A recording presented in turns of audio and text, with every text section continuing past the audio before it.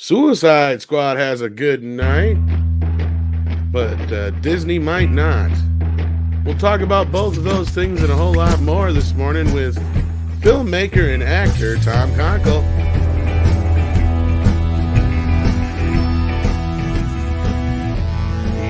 He's back. That's right. We welcome back our very good friend. It's been way too long, but he's been a busy man. We have Tom Konkle with us here this morning. How are you doing? Hi, thanks for having me on, Tom, Andre, and of course, Mexican Iron Man. I'm glad you're here, but thanks for having me on, guys. It's been too long since we've chatted. Well, thank you for just introducing us all, so I don't have to. And good morning to everybody in the chat as well. Yes, indeed. And yeah, we're so happy to be here with one of our favorite filmmakers, Tom Konkle. Oh, thank you. And also joining us today is Mike, the Mexican Iron Man. And I believe that it's the first time you and Mr. Konkle speak, isn't it? Apart from like the first few minutes before we went live here. Oh my God, it is. And I had sent him. I had seen him on the show a while back, and I really enjoyed hearing him talk about how he approaches the movie business in general. So, I believe that we as fans have to actually be fans and not just, stand on our chairs and whistle and bang drums. We got to practice what we preach and be fans. So I went out and I like doing that, though. I ordered the movie and then bought the movie. Thank you. I had 5-6 friends. For those who don't know the story from my Twitter feed, I had 5-6 friends over that are here in my neighborhood, and then their son who helped me set this up, and we were outside of my pool, and they had the screen. I have a projector, and we shot it from we shot it up by the pool, and so we're all outdoors barbecuing and smoking cigars and homemade popcorn, watching the movie, and everybody loved it. That's great. Yeah, we'll talk about that more in a little bit. I want to get into some questions that I have, and since then I've seen it twice because I bought it and I've seen it at home twice. I saw it with the group once, and I really enjoyed it. And I think there's a lot of lessons there about what you did that we need to carry through in Hollywood in general. But let's move on. Oh, so absolutely! It's an honor to meet you, sir. I'm just literally fanboying out here, everybody in the chat stream. I had no idea you were going to be here. Andre sent a link. I showed up and I freaked out when I saw you. So I'm honored to be here. Thank you. It makes me smile. It feels really good that you enjoy it, and that's the whole point of making it. So, as I told you before, I shared that news with Vernon, and we were both like, "Yes, you're our people." So I love that. That's really cool. Yeah. Thank you guys too. I'm really freaked out. This is a big week. The other day Tom threw me on, and I walked in, or when the day Yellow Flash was there, I completely flipped out when first Yellow Flash, now Tom Konkle. Okay, someone shoot me. I can handle all the bad news from last week. Life is so good right now. I've already forgotten about Kevin Smith, He-Man, and Star Trek and Kurtzman. Things are on an upswing. I got to meet Yellow Flash, and I'm on screen with Tom Konkle. All right, we're done. Good year. Done. I love it. I love that I get to meet you, man. Thanks. Yeah, and I just got yours, your movie in the mail here about 2 weeks ago. Or so. Oh yeah. Thank you for maybe a little bit more. I appreciate you picking one up. That's the whole thing. When we're an indie person and you're trying to make stuff, people supporting it, people actually buying it and doing it allows me to do some other stuff and hopefully create more things sooner. So every time, we sell a Blu-ray or you drop a dime to check out something I've done, I'm so grateful. Very grateful. Yeah, that is cool. And we'll be talking about your movie Trouble Is My Business, which is already out. And we even had a watch party of that already. The link for that is in the description.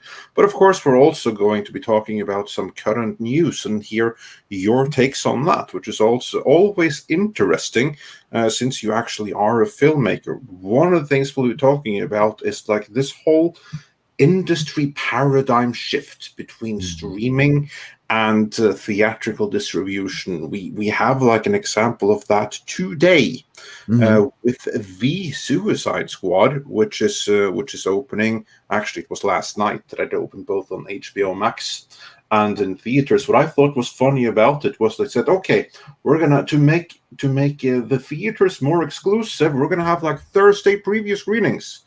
And to make them not so exclusive, we're going to shift it earlier to HBO Max as well. Like, yeah. shooting yourself in the because foot logic. there. Yeah. Well, Yeah, I so- found out about it. Somebody's like, "Yeah, it's already up." I'm like, "What?" Sure Yeah. shit. I bring up at HBO Max, and it's right there on the main page. I'm like, "Well, I guess I'm Before going to we watch get Suicide into Squad." Before we get into that, though, I also want to say greetings to everyone in the chat. We have Augie Ben Doggy is here, Olaf van Hest is here, House Atreides is here, your Muslim uncle is here, Naked Fame is here, and he got called back to work early, but hopefully he'll be listening every once in a while here. We have Lindsay, the Cynical Geek. We even have like this weirdo called Mexican Iron Man. Wonder how he can be in the chat when he's here. See? We have Mr. Tickle Trunk. We have Rob Altis. Pete Dan Kat is here. Chicago Box is here. So I see users from all over the We even place. got a few super chats already. We did indeed. And we're going to go through those presently before we get into the main gist of the show here. But starting us off today, was who says, "Hi, gents. Hello, everyone. I watched Suicide Squad and loved it. What a fun ride. Entertainment is back. Oh, I'm looking forward to seeing it myself." Me too. Jack of all casual sent a little doggy super sticker. And also says, "Hi, Tom Konkle. Enjoyed watching your full cast Flash Gordon read-throughs. Was it the cast from Trouble Is My Business?" There were some people actually who were in Trouble Is My Business. We have a thing called the Mindstream Players. We kind of started during the lockdowns and when we couldn't perform. And I started coaching people that I really enjoy working with, and we started doing kind of live stream performances, live stream radio shows and things like that. So we've done Flash Gordon and The Shadow, and then I started writing some original things, like I did a Monty Python type version of Scrooge and Dracula. So yeah, there's always some faces in there you will probably recognize, because I love working with some people, and if they're free, I get them to do these readings. But Mindstream Players has been a lot of fun. And by free, he doesn't mean time-wise. He means money-wise. Yeah, that's right. Free is relatively inexpensive. Yeah. No, I was just making a joke. Yeah, thank you for listening to those. Those have been fun. It kept the machinery going. It kept the brain creative, and it was a great way to bring people together and figure out a different way that I could create just to get it out of my system while I couldn't shoot anything. Well, and I've heard a lot of people talk about the Flash Gordon ones, especially in the last week or two here. So yeah, it was pretty fun. It became kind of a Mel Brooks take on Flash Gordon. I started to devolve as I was writing the thing, and it ended up being a lot of fun. Yeah, it was a lot of fun. Mel Brooks Flash Gordon. I can do that. Yeah, you should check it out. You're a good kid for not crazy. being Jewish. That would be something. And then, moving on with the super chats, we also have, it disappeared on me here, typical. Then we also have, also continues, "The future is bright for entertainment lawyers," in reference to today's topic. Mm-hmm. Dash Attack says for $9.99, "Thank you so much. Good morning, Midnighters. Where others fall into rage bait, you all provide clarity into what's really happening. Disney attacks Scarlett and Gina like they attack the fans. Now even actors are pissed." Yeah, and we'll get into that today, although I think it's quite a bit more to it than merely attacking the actors like they attack the fans. We have a video coming up about it, but I really want to hear what Mr. Konkle has to say about it. Mm-hmm. On that note, Mr. Tickletrunk says, "The great Konkle in the house." And Hello. Stephen Alton says for $10, "Hail, Andre, Tom C, Tom K, Mike Wrenches, and chat. Don't forget to see Trouble Is My Business. Thoughts on the Suicide Squad, or are we waiting for another stream?" I think Tom liked it, but beyond that, we're waiting for another stream for that. So that's not the topic of today. Tom, is there something you want to add? Or Mike, have you seen it yet? Suicide Squad, I have a ticket to see it. Again, practicing what we preach. I have a ticket to go to the movies and see it this afternoon at 6:30. Exactly. Good man. Good man. In the Not theater. me. I watched it last night. Of course, I pay for HBO Max, so take it as you will. But Yeah. I enjoyed it. I enjoyed it quite a bit. I wouldn't say it's the greatest movie ever, but it definitely was one of the better films as far as the last year or so goes.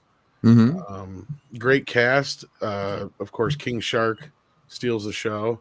Idris Elba's great playing Will Smith in this one. It's basically the same character, it really is. It right down to the fact that he, with the whole kid and everything. But anyhow, other than that, the weakest link was John Cena, but of course we'll probably get into more specifics in a spoiler roundtable, I'm assuming. So yeah, I had fun. Watching it.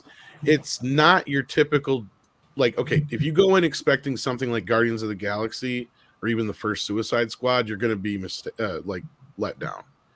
I don't think anyone expecting the first Suicide Squad will be let down, because I don't think that's humanly possible. You'd be surprised how many people over the last 2 or 3 days I've met that claim to be huge fans of that movie that I've never met. That's shocking to me. But I know, because before that, I was one of the few people who actually, that was my favorite of the DC films until Shazam, of the DCEU anyway. Yeah, but no, I thought this was really good. This might be probably one of my favorites, if not my favorite now in the DCEU. If you've seen Super, it has a similar tone to Super. So expect something like that more so than Guardians of the Galaxy, obviously. Yeah, and then I'm very grateful I can bring this one up on screen. Mike Beats Dix. See, I didn't make it up. Says, watched on HBO, going to theater tonight. So yes, that's good cool. man. That's that's great. Best way to do it. And then we also have question from the creative time traveler who wonders, Tom, and then I presume he means Mr. Konkle. Yes. Is there signed copies of the movie for sale? And if so, where can I buy them? Yes, there are. You can come to our website, which is troubleismy.biz, B-I-Z. You can purchase the Blu-ray through any of those venues where it's sold. And I will be happy to sign it and send it back. I would be honored to do that. So hit that link right there, pick one of the Blu-rays, and shoot me an email, and we'll work it out. Well, hell, I'm going to hit you up on Twitter then. I'm going to send you mine. Yeah, absolutely. The easiest way I figured out how to do it is to just have it sent to you. Do you have like a P.O. box or something like that? Yeah, I can have one sent. Yeah. You can send it to me, and then I'll send it back. I would love to. Just hit me up on Twitter at Tom Konkle, and I'll work it out. The easiest way I found to do it is just order it through Amazon and have it sent directly to Tom. And then, if you probably work it out through email, let him know what's going on. I'm sure he'll work it all out with you. Yeah, that'd be great. If you want to pick up a copy, and I'd be happy to sign it. Or something like that. Yeah, it's a great film. You sent me the version that has Vernon on the cover, which is yes, cool. that just came out in July. That's the single disc black and white. The exec producer and co-owner of the company with me, Mike Smith, we remastered it, and nice. We had always meant it to be a black and white film. And it had come out in a double disc, with color, because some streaming services insisted on a color version. But we always wanted to have a more accessible single disc, better price point, and out in black and white. You never told me there was a 2-disc version. Now I must have. Exactly. What the hell? There's a very rare 2-disc. It's out of print. Then you said rare on top. Yeah, you can get it at eBay, I think. But this version is more accessible, better price point, and we had a lot of fun redesigning the whole thing. But it's a lot of fun. It has Vernon on the cover of it. Yeah, it's pretty cool. Right. So I recommend it highly, guys. And of course, our mods are sharing the link that I just shared as well. So do check that out. That gives you all sorts of links to the movie as well. So what else we got for super chats, Andre? No, actually, we're pretty caught up then. Oh, we just got one from your Muslim uncle here. It looks well, like. Apart from that one, so and you can take that one. Says not paying for a movie starring a man who turned Chinese, just to apologize about calling Country Full of People a country yo ho. Well, that's the thing. He already got paid, your Muslim uncle, and I highly doubt he's one of the actors that's getting any back end deals. Yeah, He's probably not. Yeah. Uh, So you're not hurting him. Yeah. I highly doubt you're going to hurt him in the process. But hey, that is obviously your prerogative, and nobody's going to, tell you otherwise. And yeah. Did we get this one from Stephen Otten too? Let's see. I just have to. Yes. Hello, Stephen. We got this one. Okay. We got this one. All right. Thank you, So I'll Stephen. make sure. We are caught up.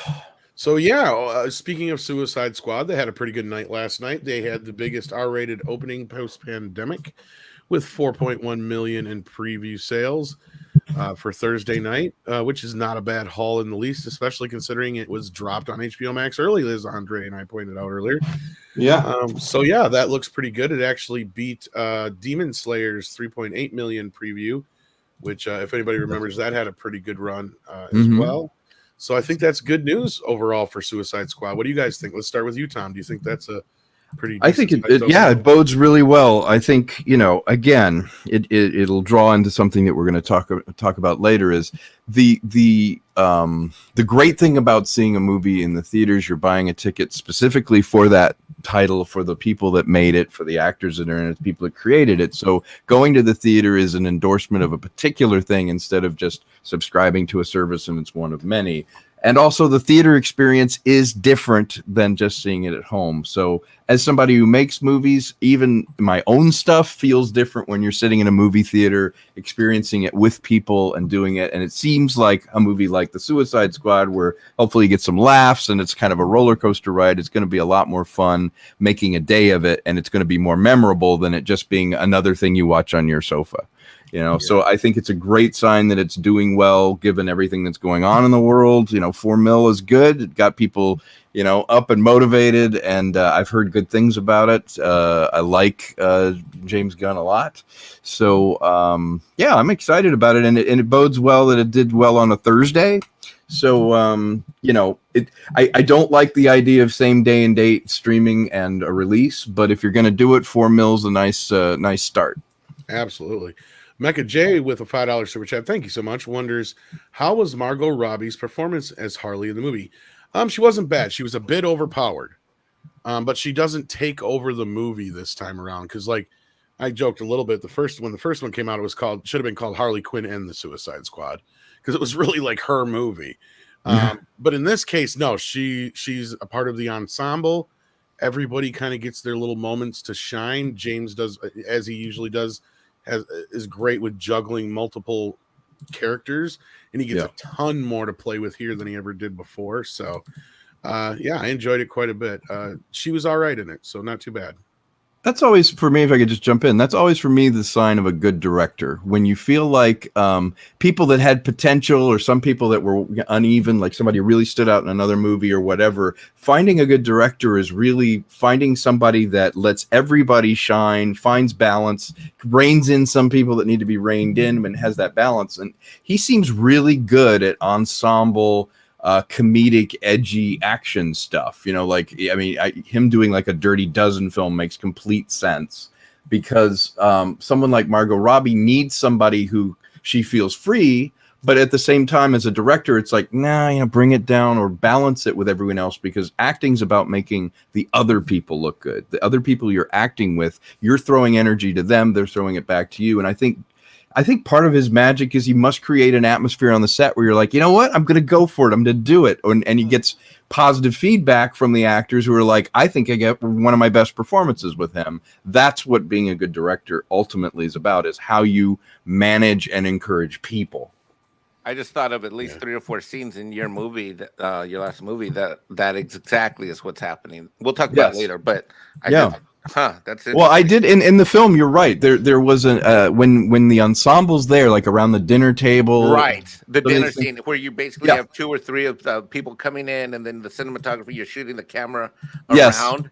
Yes. Okay, I'm sorry to interrupt you. Go ahead. I'm sorry. No. You're absolutely right. Like showing the balance. There's literally an empty chair where somebody should be. You've got people drawing sides. You've got all the sparring that goes on and all the kind of looks between people in the power struggle. But also they're verbally sparring, and you're kind of literally setting the table of like, okay, who do I like? What are the power dynamics? How does he feel about it? And they get into an argument in it. And for me, all of those actors seem like they're just throwing lines out and they're adding stuff. And people have even asked me, they're like, well, did you add extra stuff when they were fighting? I'm like, no, it's all scripted, but it just felt like they were in their moment, and it felt uncomfortable and real, and it felt like they were coming up with the line in the moment rather than just saying them.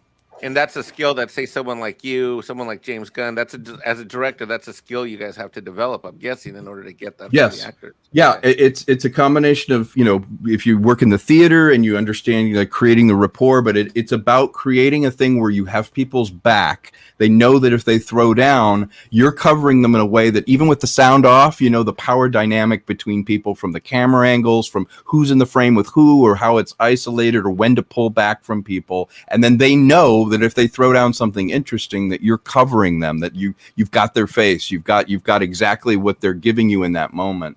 And I love doing stuff like that. If you can get a group of people together and catch that dynamic, there's energy there, and everybody had their own little moments and characters in it. That was one of my favorite scenes.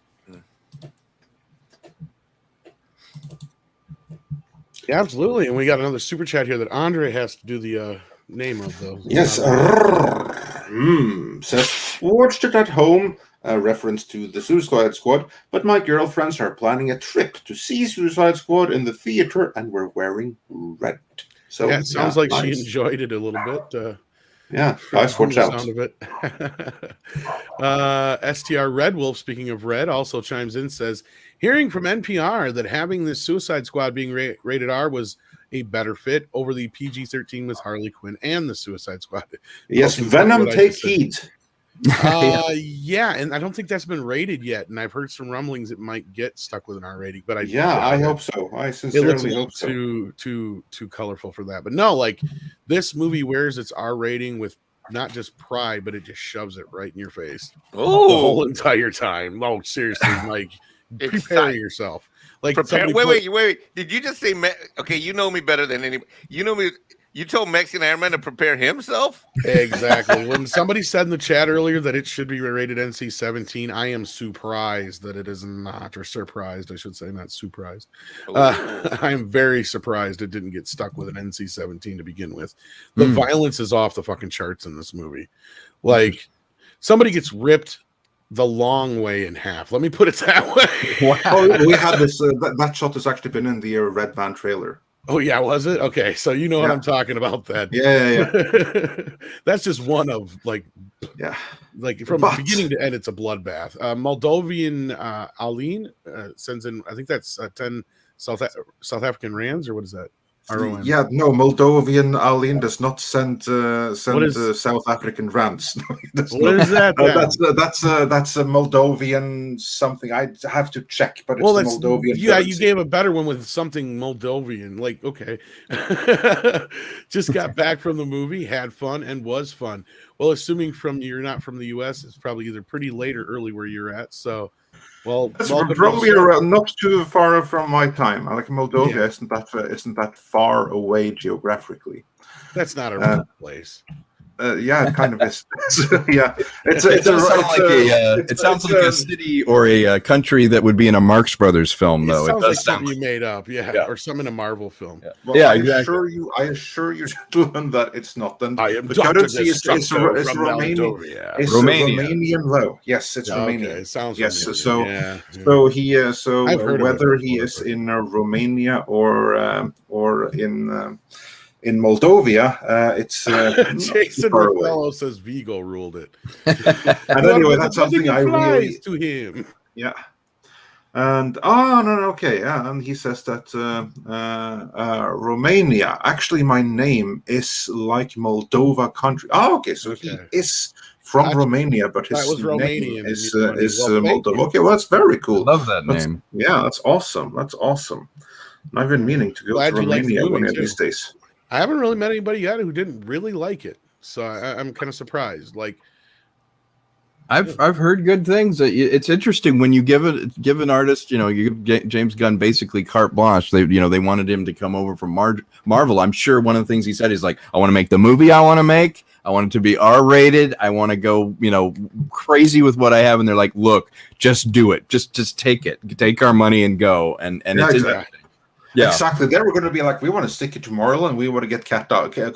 So you do whatever the hell you want with whatever rating you want. You're right, we'll Andre. we'll just back it. I think that's exactly what happens. You know, my biggest disappointment with John Cena is probably the fact that James had access to a bigger selection of music for a soundtrack, because Warner is one of the big three that runs all the music now in the world.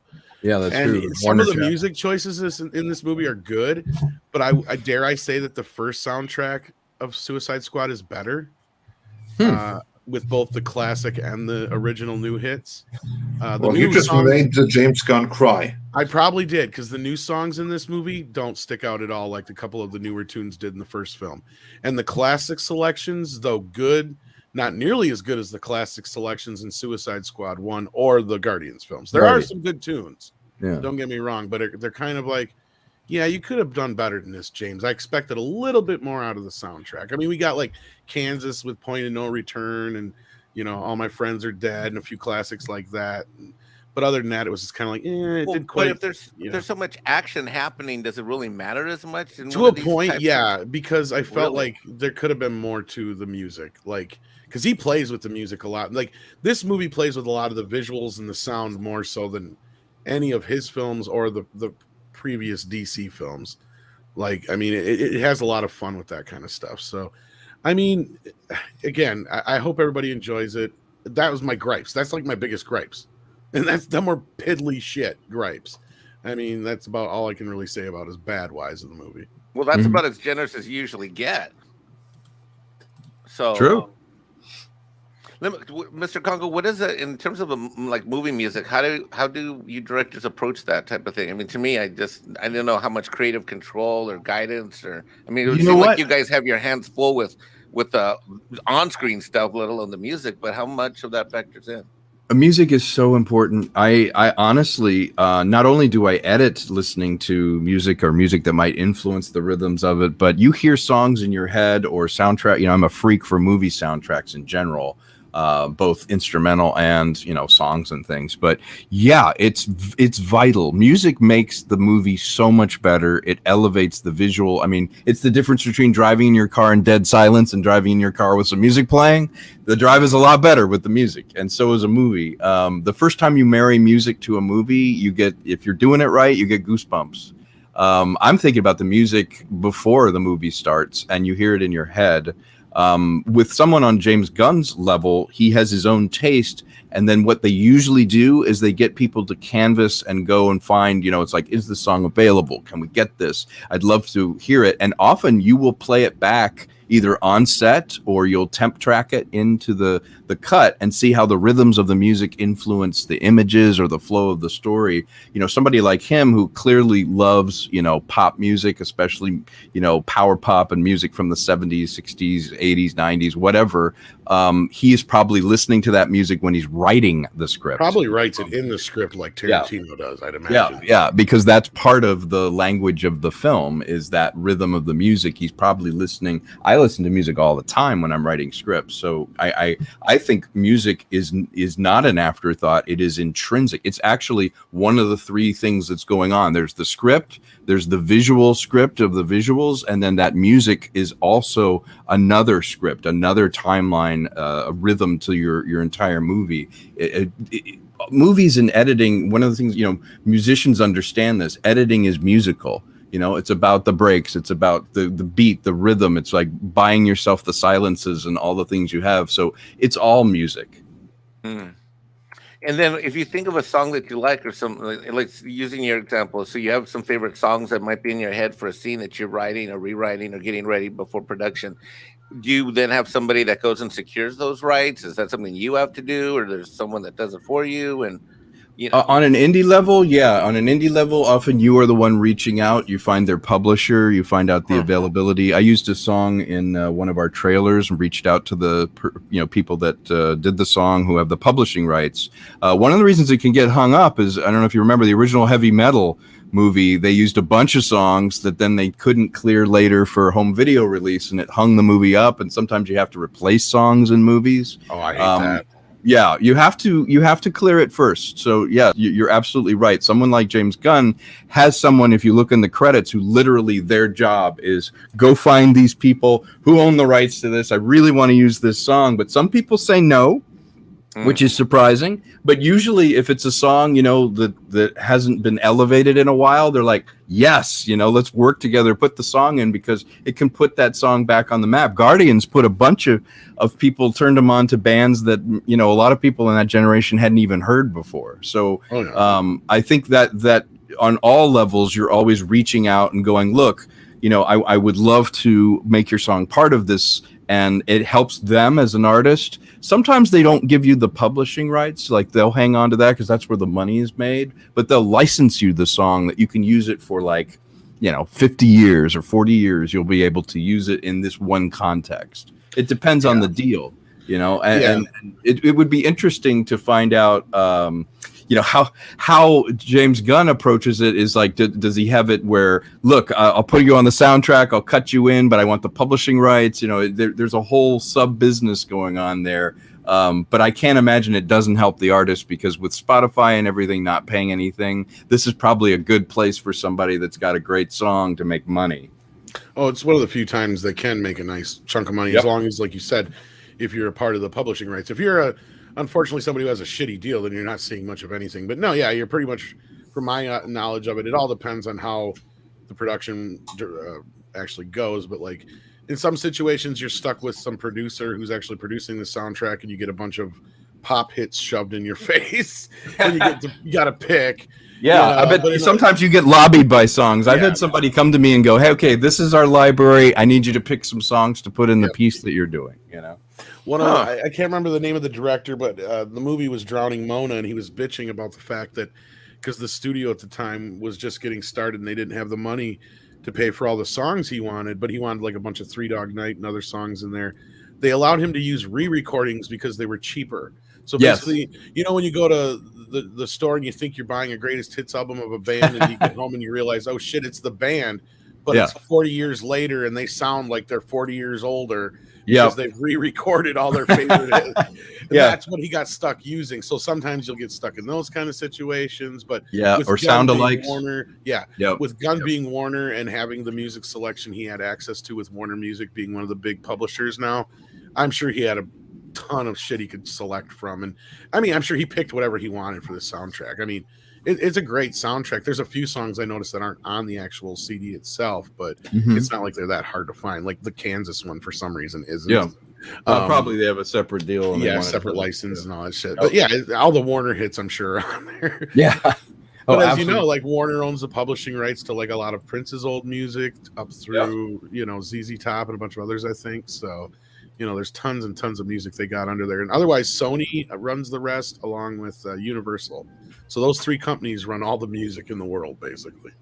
Yeah, and a lot of artists right now are selling off their catalog, just like they're checking out and they're doing their entire thing for a lump sum. They'll be like, okay, here's my entire songwriting catalog for my career, and they just turn it over to somebody else, so you don't have to go to the artist. Someone else is curating all their songs.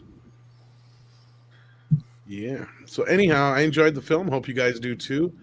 But what else was there to talk about this movie? Well, actually, there's plenty to talk about surrounding the movie, or rather the whole situation. Because let's begin with what happened yesterday. We've already established that it started out pretty decently, and it was certainly helped by the fact that in the very last moment, or seemingly last moment, they opened it earlier. They gave it a Thursday premiere. Now, you would think that this would be something that they would do to boost theaters, to increase the exclusivity, because normally, as it was, you would be able to see it both in theaters and on HBO Max from Friday. But then they shifted it, so now we have Thursday preview screenings, which should be exclusive. You'd think that's so the hardcore fans, they can go see it in theaters Thursday. Everyone else can see it in theaters or HBO Max come Friday. But then they shifted the premiere on HBO Max back to Thursday as well. Mr. Konkle, why Yeah. would they do that? Does that not defeat the whole purpose of Thursday screening? Yeah, it's the same kind of boneheaded thinking. I mean, how it's common sense. You don't have to be in the business to realize if you put something somewhere and this is the way you're going to watch it, this is where you need to go to get it. You don't turn around and go, oh, but also, over here, we're showing a movie in the theater, but by the way, we're projecting it on the side of this building over here for $10 if you also want to see it. And in the case of releasing something theatrically, as you say, on Thursday, that's what drives the perception of the film. That's the way people get recouped that made the film, that the actors in the film, their deal was signed saying this is going to be in movie theaters. That's how they make money. You don't go, okay, I'm going to just mitigate this with one little thing and put it on streaming, and this will decide how much the movie's ever going to make, because that doesn't allow for what's cool about making movies, which is it's like Vegas. You come out with Jaws in 1976. You could make $10 million, you could make $100 million, but somebody doesn't come along and go, I'll put it on HBO, and yeah, it's a shark movie, I'll give you $5 million. And okay, I guess it made about $5 million. No, you put it in a theater, and people go, I love this movie, and they go see it 5 times, or it plays and does really well, and that's how you end up with the summer blockbuster. Same is true this year. If you take a movie like this and you go, okay, I'll say we'll give you $150 million, and that's it. Well, now that's not considered box office receipts, so that doesn't go to anyone that's profit participating as a theatrical. That robs the audiences of the experience of seeing it in the theater because A, it's pirated the minute it goes up, on a streaming service, and B, I thought you wanted to release this thing in theaters because that's the event. That's the benchmark by which you go, how well did the film do? One of the reasons that Black Widow is like, oh, that's the lowest grossing Marvel movie ever. No kidding. You released it on television the same day you had it in the theater. It subverts everything that artists and the people that made it work for, which was profit participation, but more importantly, they want audiences to go and see it in the theater, have the theatrical experience. You signed a contract promising it would be in the theater. So it's a little disingenuous to say, oh yeah, well, we'll make people buy the car, but you know what? We'll also make that car available to them in other areas. And then we'll go, that's funny. Not as many people bought the car. Yeah, it does seem to be a bit counterintuitive. Would be counterintuitive. Yeah, that's why I even ask about this. Like, it's shocking to me. It's like, why the hell would they do that? Like, it completely defeats the purpose. Well, the hell's the point of it's Thursday amateur. screening? Yeah, it's amateur hour. If you're motivated and you want to go see it, you should be able to go see it, and you shouldn't be able to go, well, my friends really liked it, but you know what? I'll just stay home and we'll just all watch it at home. It's like, no, that's not the same. What they're doing is just using your movie to build their subscriber base, because it's not buying a ticket to your movie. It's just going into a giant pool that are like, oh yeah, well, we did this, but we're not counting that as box office receipts. And we don't know that they were watching your movie when they do know.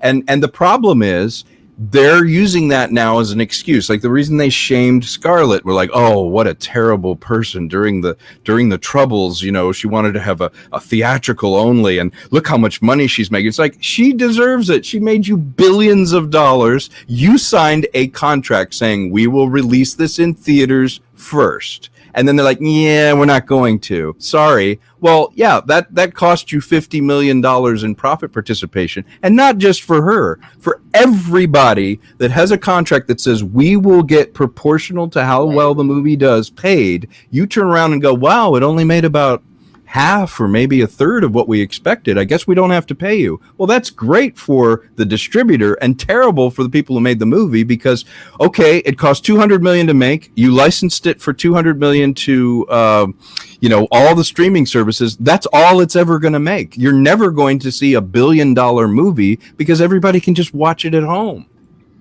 I really think that, not to take us too much away from Suicide Squad, but maybe this applies to these guys too. But I just think in the case of Disney with the ScarJo release, we've got the Disney earnings report coming up, next week, I believe it is. Mm-hmm. And I think this whole thing is just to try to, like you said, prop up asset value, prop up property, so that maybe the stock price stays stable. But really, we're trying to come over here to the investor issues. But in reality, we're like not giving a crap whether or not we make any money or not on the movie.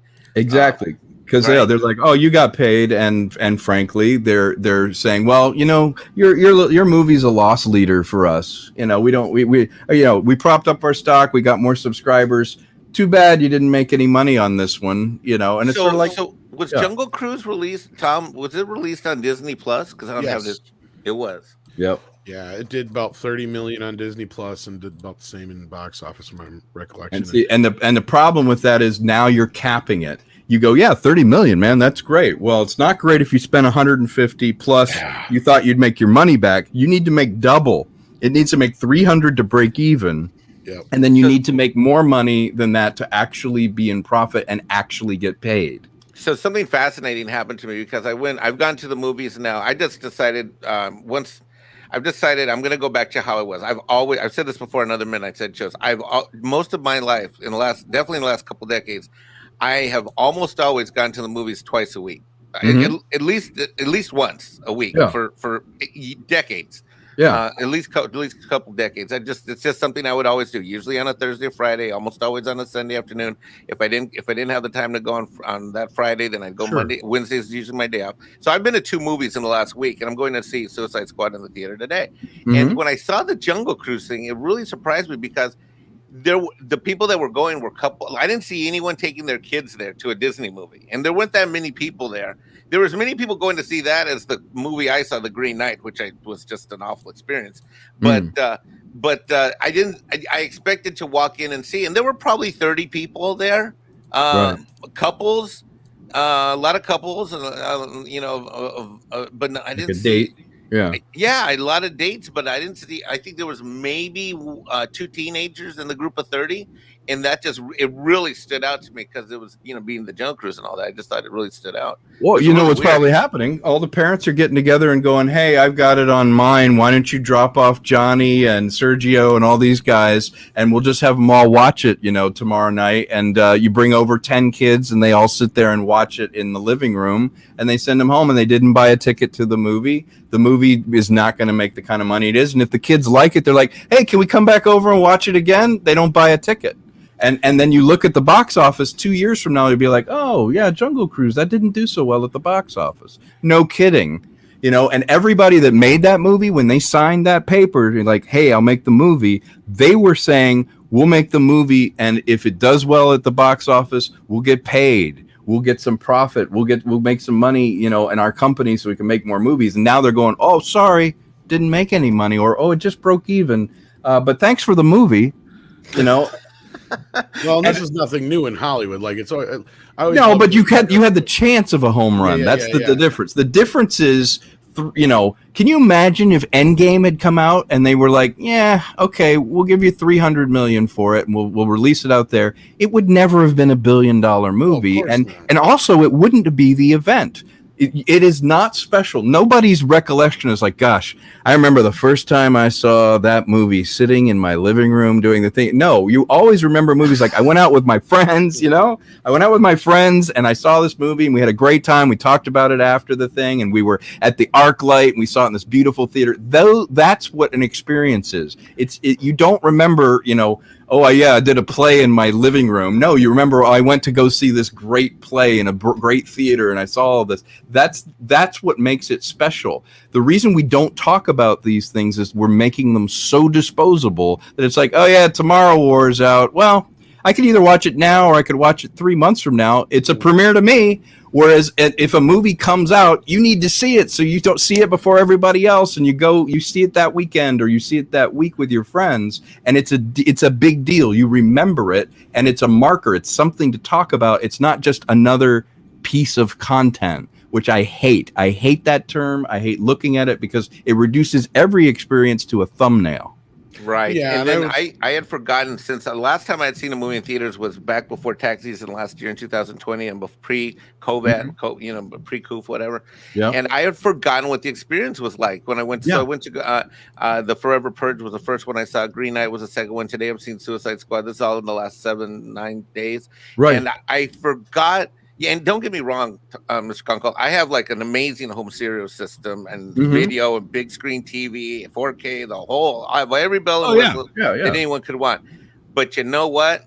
I loved watching that movie, The Forever Purge, in the theater because I forgot what it was like. It's immersive. I turned my cell phone off. I'm not worrying about my Twitter going off and getting signals. I'm always turning off that Twitter thing. You know, the texts aren't coming in. I'm sitting there, and I can make popcorn at home, or I can make popcorn there. I don't know. The popcorn just tastes a little better, and I had my Slurpee, right. and I forgot how much I forgot. What did you say? They sprinkle crack on it. Oh, is that why I like it? Yeah. Oh, yummy. But I forgot what the experience is like. In fact, your movie in particular, just I don't know when we're going to shift gears to your stuff, but your movie, I'm so glad I watched it on a big projector because your cinematography is just off the Richter scale. Oh, thank you. Yeah, it's meant to be. I did restart it on my phone one time. Because I started watching it because I own it. I had it up. I have a 2-story house, and then this is before I ordered it. When I just had because I own the digital copy too on I think about on Amazon, and it was up on my phone when I opened it up, and you can't see anything the way. It's really weird. So outside we had our 60-inch or 72-inch, whatever it is, like 6 feet wide and 5 high, with digital projector. That's what we originally saw it on, and it looked gorgeous. It was pitch black night. You can see everything. It's a good projector. But dang it, I'll tell you, on this little thing like an iPad, a movie is not the same. It is not, because the frame that it's in is common. It's normal. It's not a dream. When people's faces are larger than life, it's like watching a myth. It changes everything. And even my own film, the first time I saw it at the Laemmle was at a film festival, and it was like I'd never seen the thing before, because you felt the room. You felt the distances inside the frame. You were like, oh, right. There was this little glint in her eye that I never really knew how powerful it was until you see it, 30 feet high. And we're humans. And humans need some experiences outside of the norm. It's why we go into nature. It's why we have things that we have to do. We have rituals as a culture. And if you eliminate all of them, that it's no different going to work sitting in your living room than it is watching a movie sitting in your living room, which is all the experiences. I'm on vacation. I'm walking from my office to my living room. Your life becomes more drab, and it's common, and you've got to break the cycle. The reason people go to live concerts is not to hear new music. It's to hear the music you love played live, so that you're part of the experience. You're experiencing it with other people. We could say, oh yeah, it's easy. Just play the MP3 of the song. Yeah, but try going to a concert and seeing your favorite band playing it, and you're looking at them play it like they're creating it with you. You can't say that's the same experience, but it's the same music.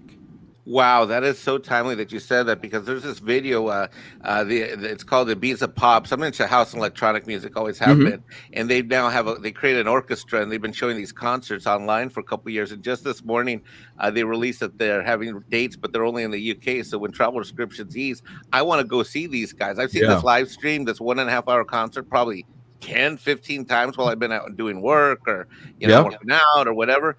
And and as soon as it releases, I'm gonna save up my money. I'm gonna get on a plane. I'm gonna go there for the weekend. I'm gonna watch these guys live, because that experience is gonna be completely different than even seeing it on 1,500 watts of surround sound on my 84-inch screen. You're absolutely right, because you are part of the experience of seeing it, and you're part of the conversation between you and the artist and that moment. And it's the same thing in a movie theater. You're experiencing the movie with people, even if there's only one other person sitting next to you. It's a temple. You're going to a place, and we're all human. We need something special. Otherwise, your life is just flat. There's nothing different. If the computer screen you do your work on all day is the same screen you watch movies, then your dreams are just as common as your Word document. Yeah. And Rob G points out here that Godzilla vs. Kong made $500 million and was still free on HBO Max. So people will pay if they think it will be decent. That's a good point. And going back to the initial kind of kickoff of the conversation, I think, if anything, even though HBO should be hurting more from this, they're gaining more ground with this plan than they did initially. And I think that's why they pulled back on Kalar. Like when he was like, fuck this shit, I'm out. And then all of a sudden it's like, oh, maybe I'm not out so soon. I think that's kind of what happened. Was I think this worked out well for HBO, but it really damaged their relationships with the talent in Hollywood. Yeah, because you're telling the talent one thing, and then you're going, yeah, I'm not going to consult. This did not have to happen as lawsuits. I cannot imagine, an Alan Horn, who was the chief content officer over at Disney, or even Bob Iger. They would make this happen behind the scenes and work it out. They would have been like, look, Scarlett, we're thinking we're going to have to do this as a thing. I know we signed a piece of paper, but we need to come to some kind of agreement because we are screwing you out of potentially hundreds of millions of dollars by releasing it in both places.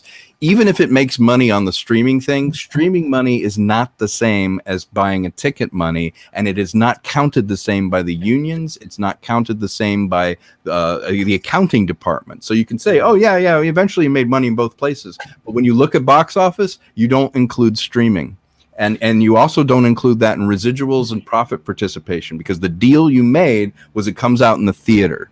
And when they subvert it in the theater, then, it's like me selling a Blu-ray with my movie playing on TV behind you that you can just watch it. It's like, okay, well, some people will still buy the Blu-ray to support it. But if you go, look, I'd love for you to see the movie and you'll probably enjoy it. Here's the Blu-ray. They'll buy the Blu-ray if they want to watch it. That's the clear path where it's like, oh, if I can sell some Blu-rays, I'll be able to eat. I'll be able to make more movies. Not, well, here's some Blu-rays, but also, if you don't want to buy the Blu-ray, this other guy's showing it on TV behind me, and I get nothing. Well, and that's the thing I think that ScarJo's really going to hang a lot of her argument on, or at least her lawyers anyway, if it gets to court, will be that, look, you put this movie out in a situation where people paid $30 to see it. Sure, you got some money up front like you would normally, but what you did then is kill your ancillary sales. Yep. You got all these people who will not go back to see it again. And Marvel, the reason why Endgame and all these other movies did so well is because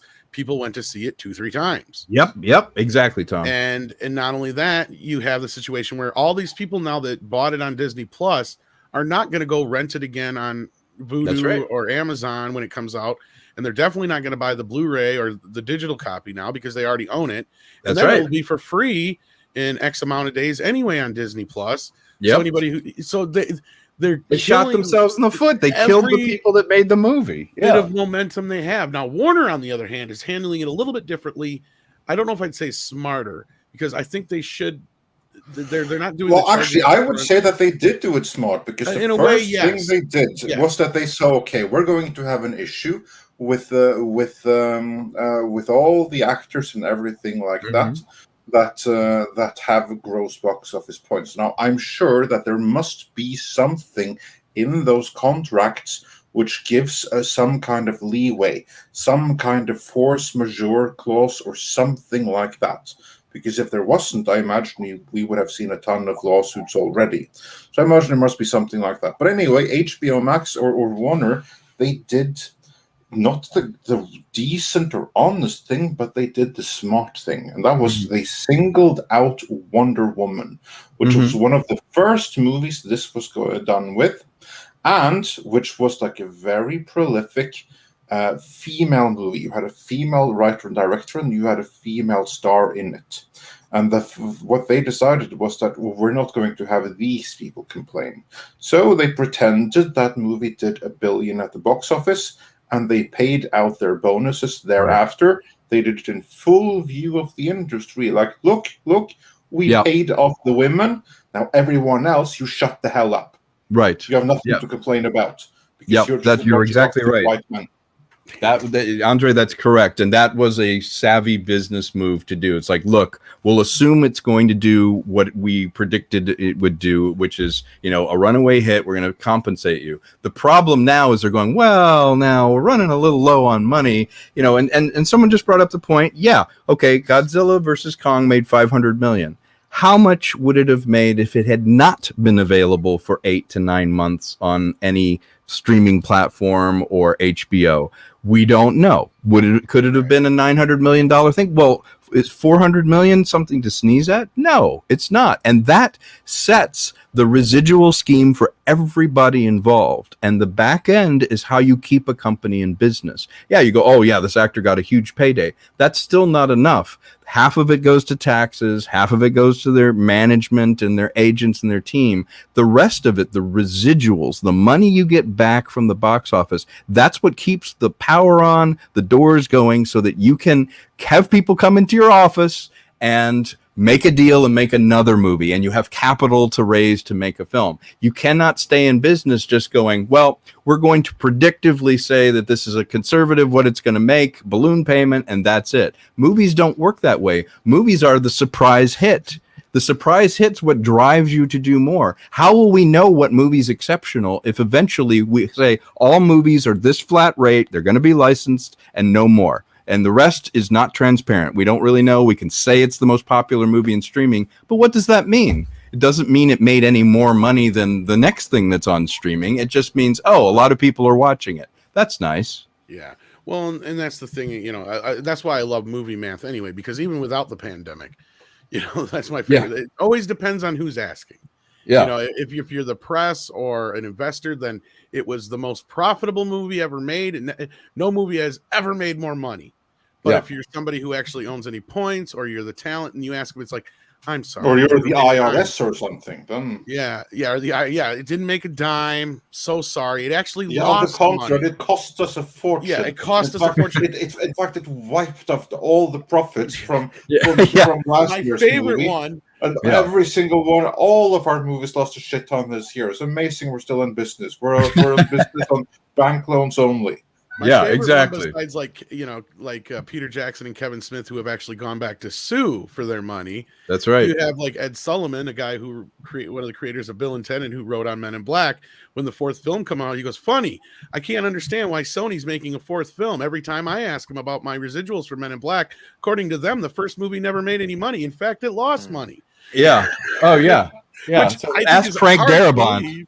Yeah, considering I think Men in Black was the #1 movie of 1997, that's saying something there.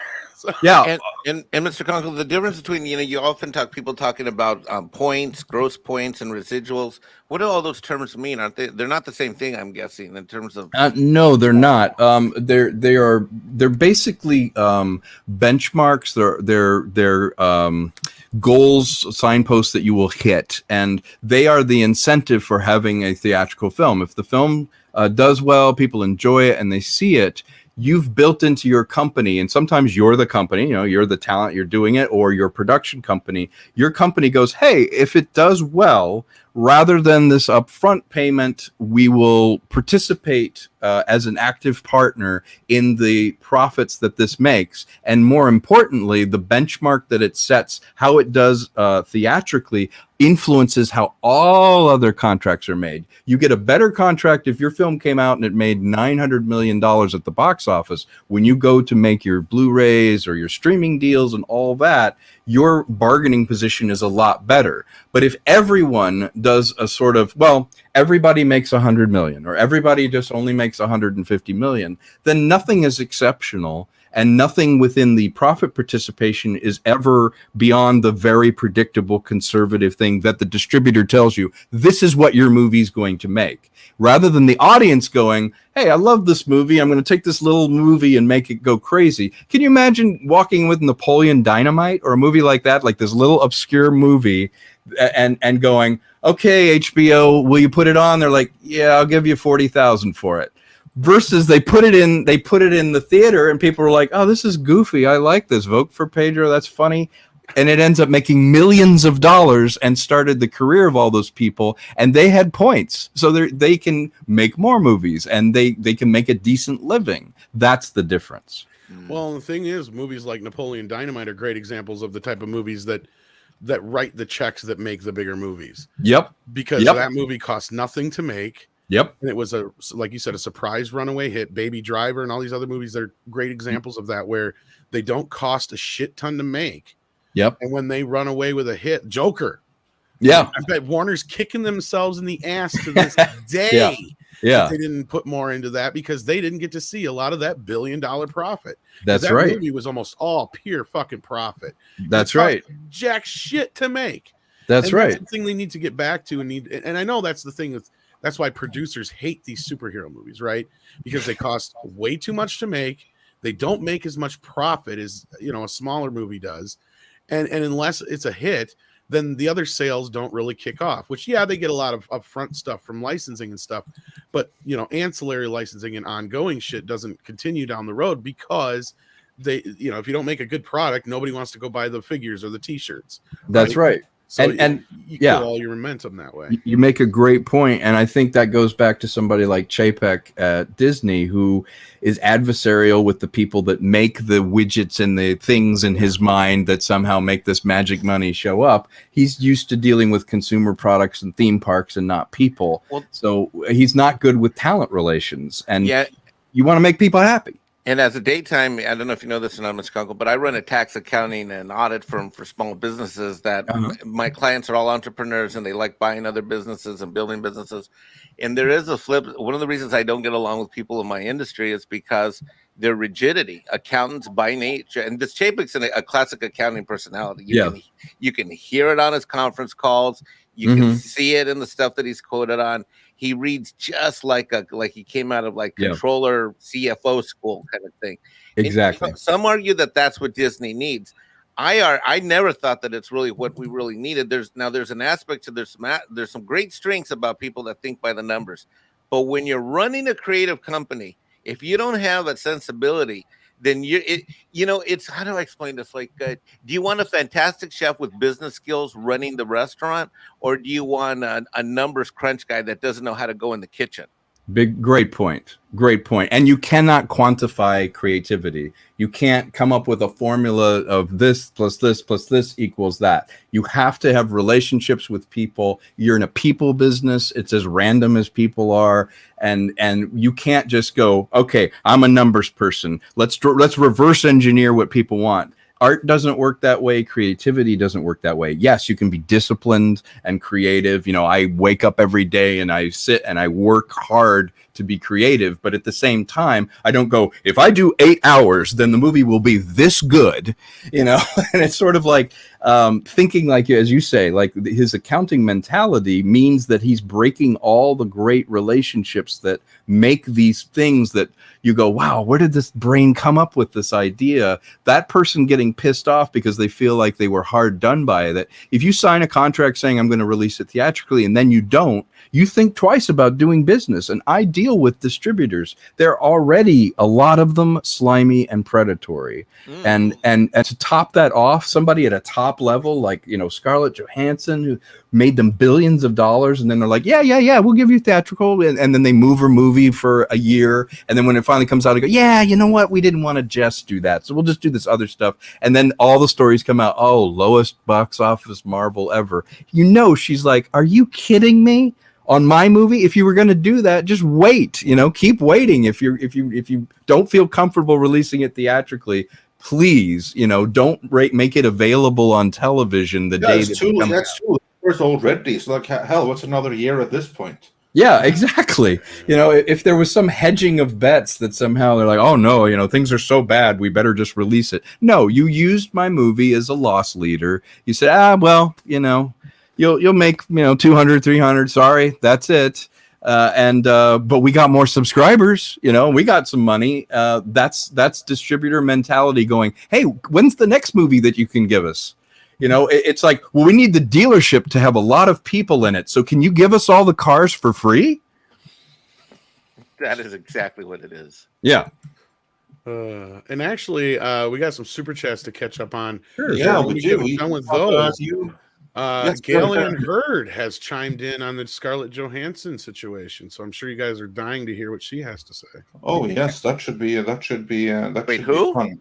Galen Hurd is probably one of the most prolific female producers, right behind Kathleen Kennedy, most well known for the Terminator franchise. I have met her. I almost worked for her. Yeah. And she is the former wife of one James Cameron, if I remember correctly. That's correct. She's also the last I checked, the current wife of Jonathan Hensleigh. That's correct. So yeah, and also her best work, much like a certain Miss Kennedy, is with James Cameron. Yes. And without James Cameron, certainly if it involves her husband, then yeah, it's not a little bit more hit or miss. Yeah, Mostly not miss, so much. actually. I know Yeah. she's a huge fan of science fiction. I took a meeting to work in her office one time, and she's a huge fan of the genre. But definitely, James was the architect, and she was the fan. She's great at making stuff happen. Like, hey, I'll make sure that the paychecks are there and the crew's fed, and I will make sure that the rights are secured on this. But as far as like coming up with an idea, maybe not as much as you say. But someone like Gail Ann Hurd would be, as Mike was saying, Mexican Iron Man was saying, that's somebody who is saying, look, I'll take a standard fee up front, but I'll participate materially. If I make a good movie and it does well, I will get some money. And then when they turn around and say, it didn't do as well, sorry, you're not going to get paid. It's like, well, but you released it today on TV. That's the kind of person that's going to have a problem. I haven't read what her response was to the whole thing with but I can't imagine. Ironically, she's one of the people that I generally bring up, and I know Andre, I think, has in the past too, when we talk about, Hollywood has always had strong female leaders and directors and stuff like that. We always bring up like her and Laura Schuler O'Donnell as far as producers, and Penelope Spheres, and there's tons of other ones from back in the day that we always bring up that always get overlooked. What's her face from Laverne and Shirley? I always forget her name. Penny Marshall is another one. People always forget. So yeah, but it's kind of interesting what she says here. Maybe she's gone too far into the bubble, but we'll see. We'll get some super chats first. Oh, if there's one person that's going to go deep into the bubble, it's her. I've had some dealings. Well, here's a bit of a preview though. They ask her about supposedly the studio forcing the name Terminator onto the film because they were worried about it having a female lead. And her response was basically something along the lines, I couldn't dream of a better title than The Terminator. But everybody knows that at its heart, it's still a love story between Sarah and Kyle, of course. But, right. But anyhow, we'll get to that. Yeah. Let's get some super chats. Yes. And also before that, let's welcome representing Romania, Moldovan Alin became a member of the channel. Welcome. So that's awesome. Welcome. We should have a new membership here, stream here real soon. Maybe we'll have one tomorrow or something. And then going back to the super chats, just going to see where we left off here.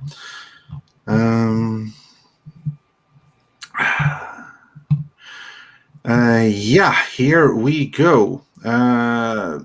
Your Muslim uncle, I think we got this one already, but he said, not paying for a movie starring a man that turned Chinese. Yeah, we got that. Just to apologize about calling a country film. Yeah, we got that one.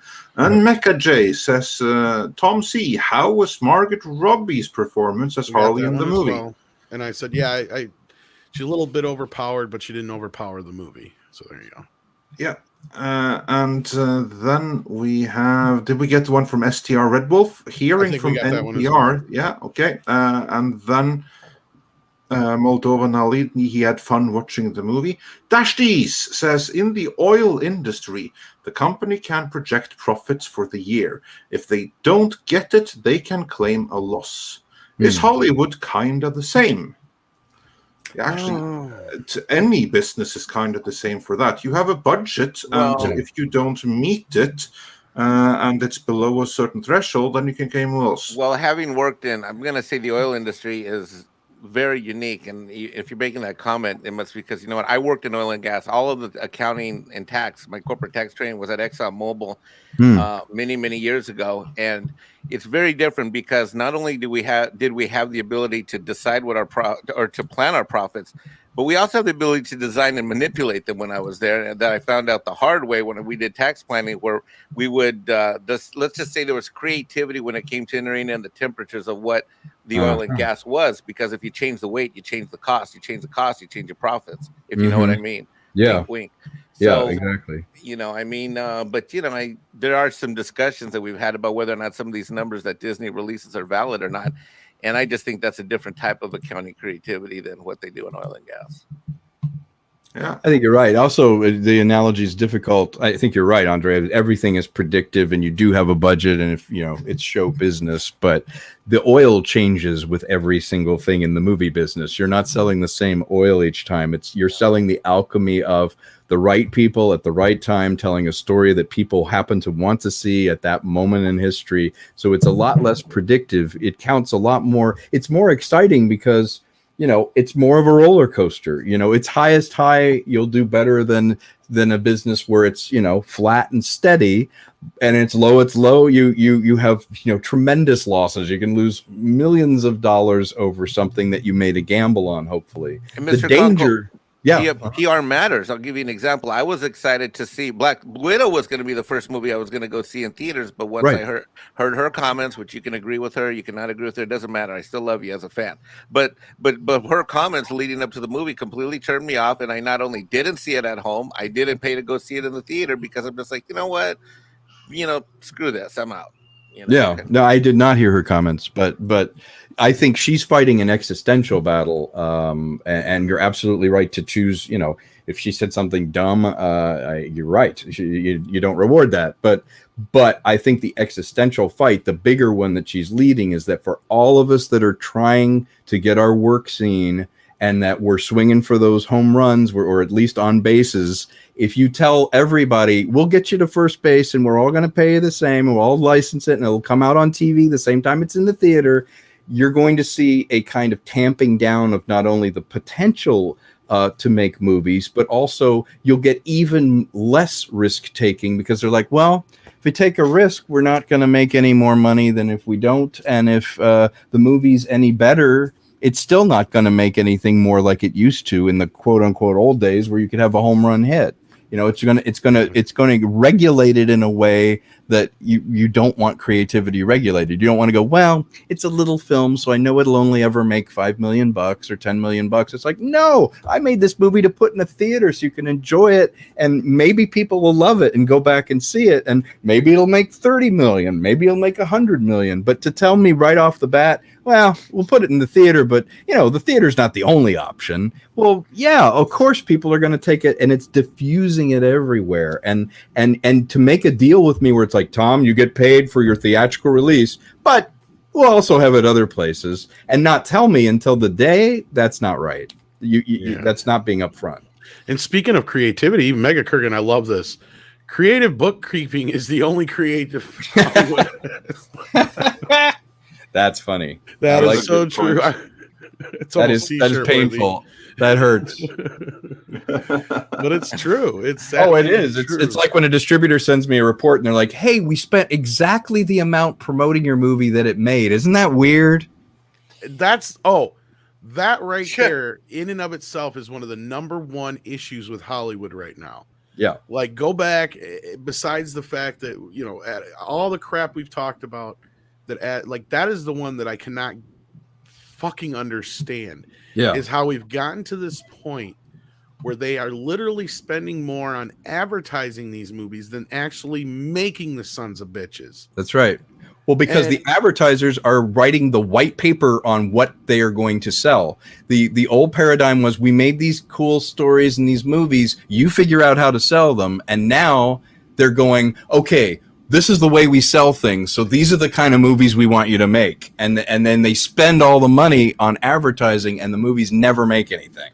The advertising budgets never used to be that high, though. Yeah, it's crazy.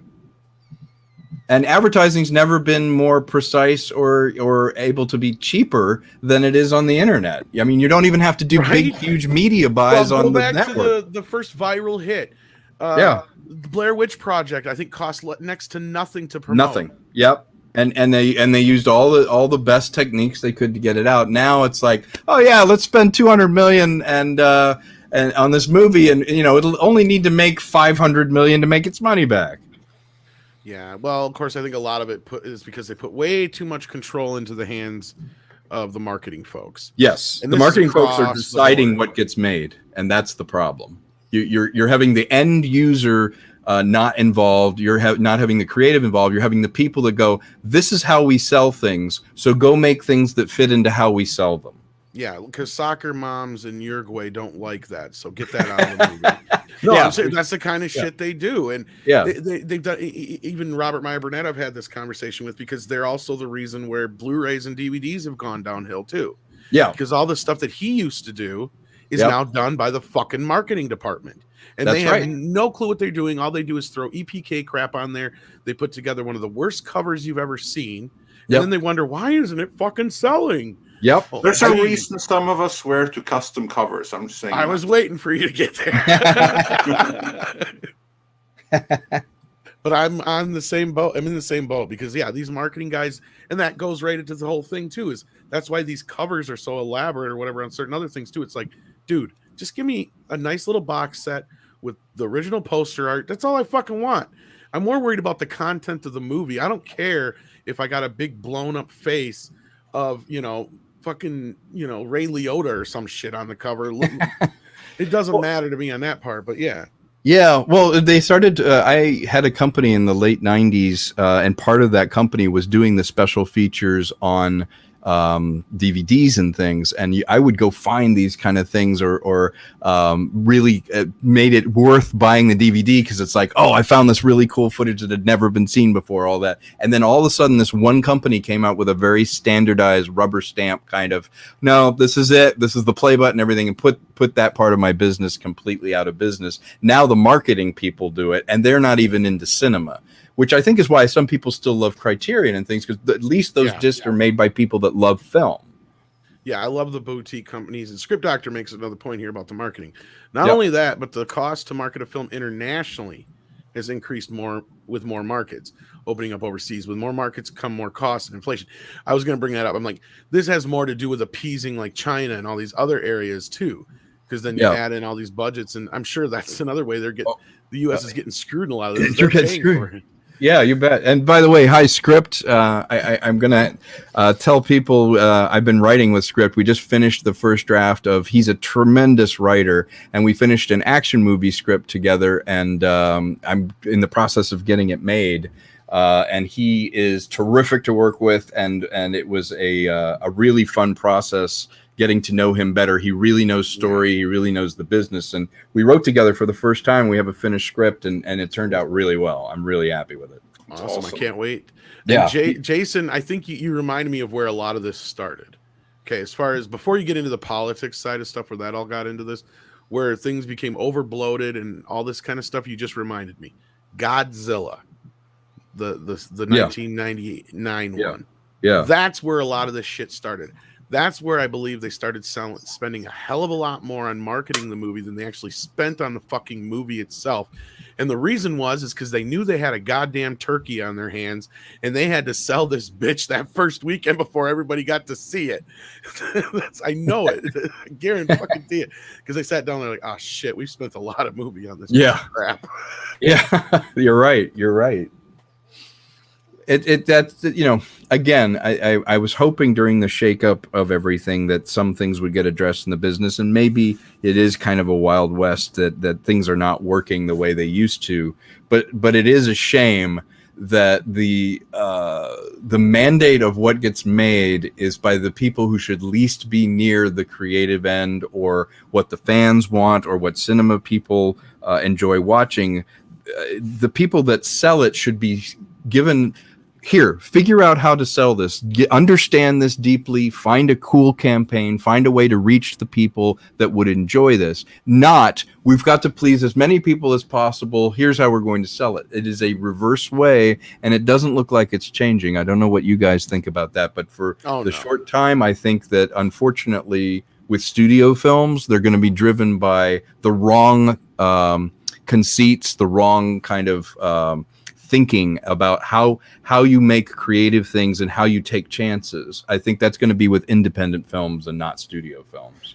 Unfortunately, yes, that's what it looks like. But we have a few more super chats here. We have some we can even bring up on screen. So I'm going to start with that. Tom, you're going to have to say the name. Rod Thunderheart. And he says, "Hail Midnight's Edge. Have you heard Edmonton, Alberta is thinking changing the name of a park to the Nathan Fillion Civilian Pavilion? James Gunn and Suicide Squad stars agree. You know what? Go for it. That sounds awesome." That's funny. It sounds like a Dr. Seuss book. It does. It does sound like Dr. Seuss. That's wonderful. I hope they do it. And did Detroit get their RoboCop statue? Because if they didn't, they really need to. I think they got one, but they didn't get it where they wanted to. I'd have to double check on that. That's hopeless. I mean, that's the biggest hero Detroit ever had, and they ain't even real. Well, considering the treatment the Rocky statue gets half the time, yeah, I would. And Essen441 says for $10, "I'm ready for present-day Hollywood to eat itself. I'll laugh atop my pile of physical media with my region-less Blu-ray player." Yeah, that's go region-free or multi. Man after my own heart there. Yeah. That's right. Yeah. That's right. Absolutely. And the wall says for $10, "I'm not going to join the channel." Well, that's your privilege. "I would rather join a Midnight's Edge website to contribute maybe $5 a month to a future Midnight's Edge studios, if such a thing is ever in the works." Kind of, sort of, but future Midnight's Edge studios. That's an ambition. Yeah. The website has also been something that has been in the works for a while. I think we even have a domain. I don't know if we do have a domain. We do have a domain, but we don't have any solid plans to do anything with it. But we do have the domain. So when we decide to go with it, we can. The domain is ours. Yeah. Oh yeah, there's things that have been in the works, or at least talks and stuff like that for a while. Yeah, for sure. Terrific idea, because we kind of know our tastes are aligned, and it's a great idea. Certainly, you're seeing other companies do it where they're like, "Screw it, we don't need to please everybody. We just need to please enough people. We get together with like-minded people and we create something and we release it through like a Midnight's Edge thing, and our audience is built in, and we made something that was scaled to like." Hey, if a certain number of people like this, then we get to make more. That's going to be the business model for a lot of people, where you guys have eyeballs and you have the people that enjoy our aesthetic and what we talk about. If we started producing things for those people, thinking in our mind, hey, I think they're going to enjoy this. This is a movie I would watch. That makes a lot of sense to me. Yeah, and on the other end, I've even already discussed it with people like Robert Meyer Burnett, where like doing like a fan movement, like Blu-ray boutique company. Yes. And restoring old films, because that's the thing, is more of the idea is to be able to preserve and restore films that aren't getting attention and stuff like that. And, basically crowdfund the restoration. And then, as you get the Blu-ray and stuff like that in the other end. It's something we've discussed a little bit. So there's things cooking and people are talking. So yeah, don't be surprised if more stuff starts happening. But we'll definitely keep you abreast of any changes on that front for sure. Yeah, indeed. We'll keep we'll keep you up to date as there are some solid developments, or that they go from the idea stage to the this is happening stage. Mm-hmm. Granwasu42 says, "Patience is a virtue nobody has anymore, Mr. Konkle. When a movie makes not the wanted money in 2, max 3 weeks, then Hollywood and their press goons considers it a failure. They are crazy for me." Yeah, you're right. The idea that something is a failure because out of the gate, the first 2 weeks, it wasn't the same. It's like, no, let's look at what they call the long tail. It's like a year from now, Dredd is still doing incredible in home video years later. Blade Runner, all these different ones. Our metrics for what we consider a success are very different. And I think, things are artistic successes, they're financial successes, sometimes they're both, but it is stupid to base everything on an out the gate, first 2 weeks, if it isn't it, then it's a failure, we move on. It's like, that's a weird way of looking at it. Yeah, indeed. And Maverick Christian says, "Anyone else enjoying some schadenfreude of progressive Disney getting sued for screwing over a woman?" Well, here's like the thing, though. The most self-appointed progressive companies are, without exception, the worst of the bunch. And there's numerous examples of this within Disney. So yeah, well, do enjoy that Schadenfreude. I'm not going to begrudge you that, but not too surprised, honestly.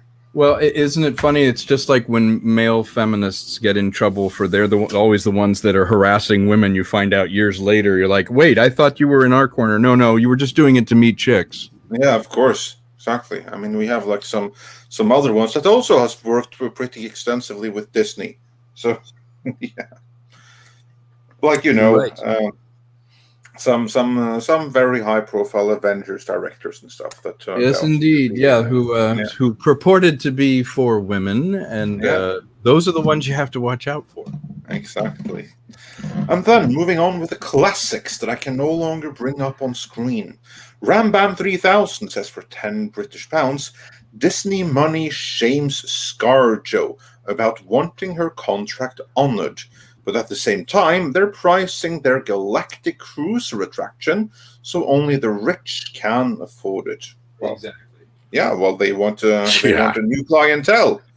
They want a new audience for their movies and a new clientele for their parks. Didn't they even say something to that effect in some like interview? Like they want a higher class fan. Yeah, I think they said something along those lines. They want like more of a high class people. You know what I think? That's been well covered on a variety of different channels. That sentiment. Yeah. Do you think that this like a live action MMA fight that was between like this family that came there like 2 years ago, shortly before the lockdown?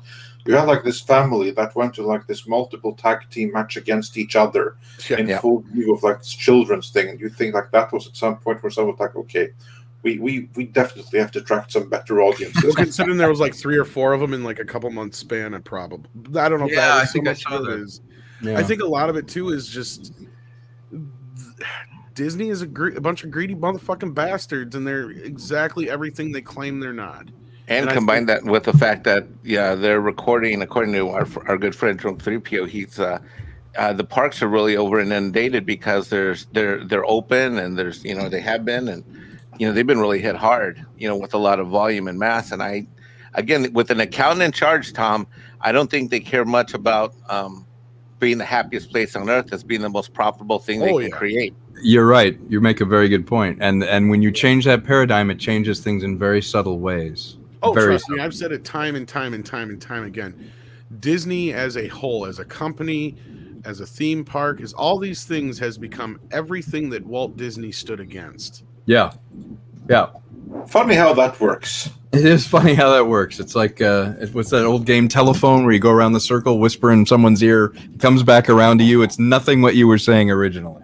Yeah, I mean, if poor old Walt himself had seen his company today, he'd probably do 360-degree flips in his coffin or something like that. But yeah, and also Rory Mitchell points out a male feminist noun definition.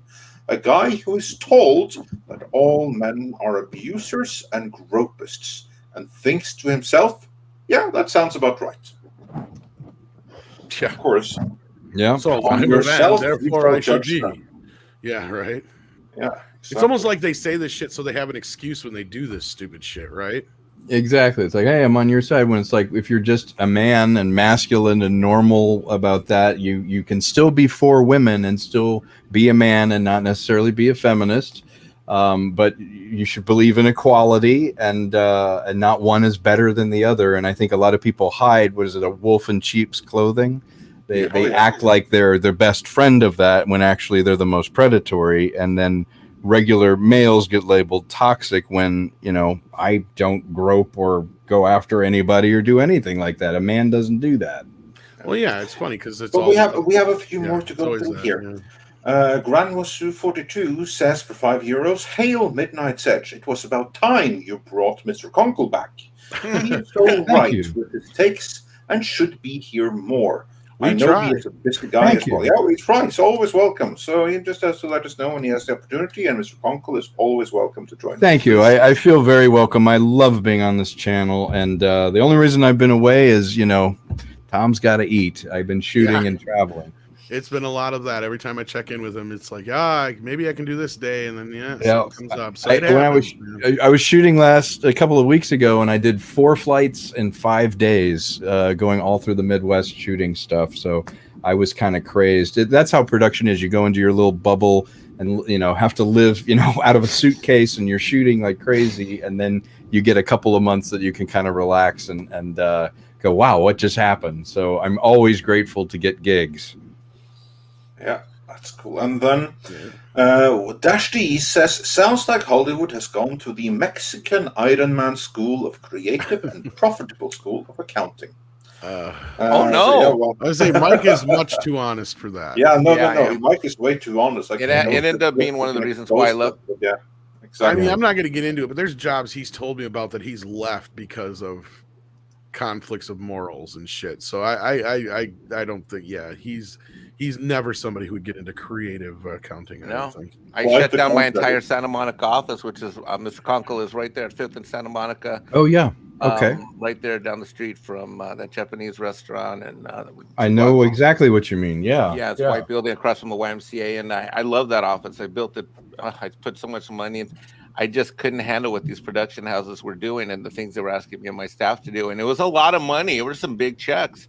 Yeah. But I said, you know what? I'd rather do $300, little $300 to $600 tax return, little 1040s all day and night before someone says that they're gonna give me a 10 grand check to lie about where $5,000 of it went. I just won't do it. I didn't do it then. I won't do it now. And I'd rather struggle and suffer and look myself in the mirror when I wake up than wonder if there's something I got to worry about in my past like that. To your credit, I love that, and that shows great character. That you're not going for the short payoff and willing to compromise yourself says a lot about you as a man, and I appreciate that. There were days where I could, you have those days where your payroll hits and your account goes negative when you have a small business, Yep. you know, and I've been then there. you can't go to the grocery store for the weekend, literally, because that happens when you're an entrepreneur, but your people are paid.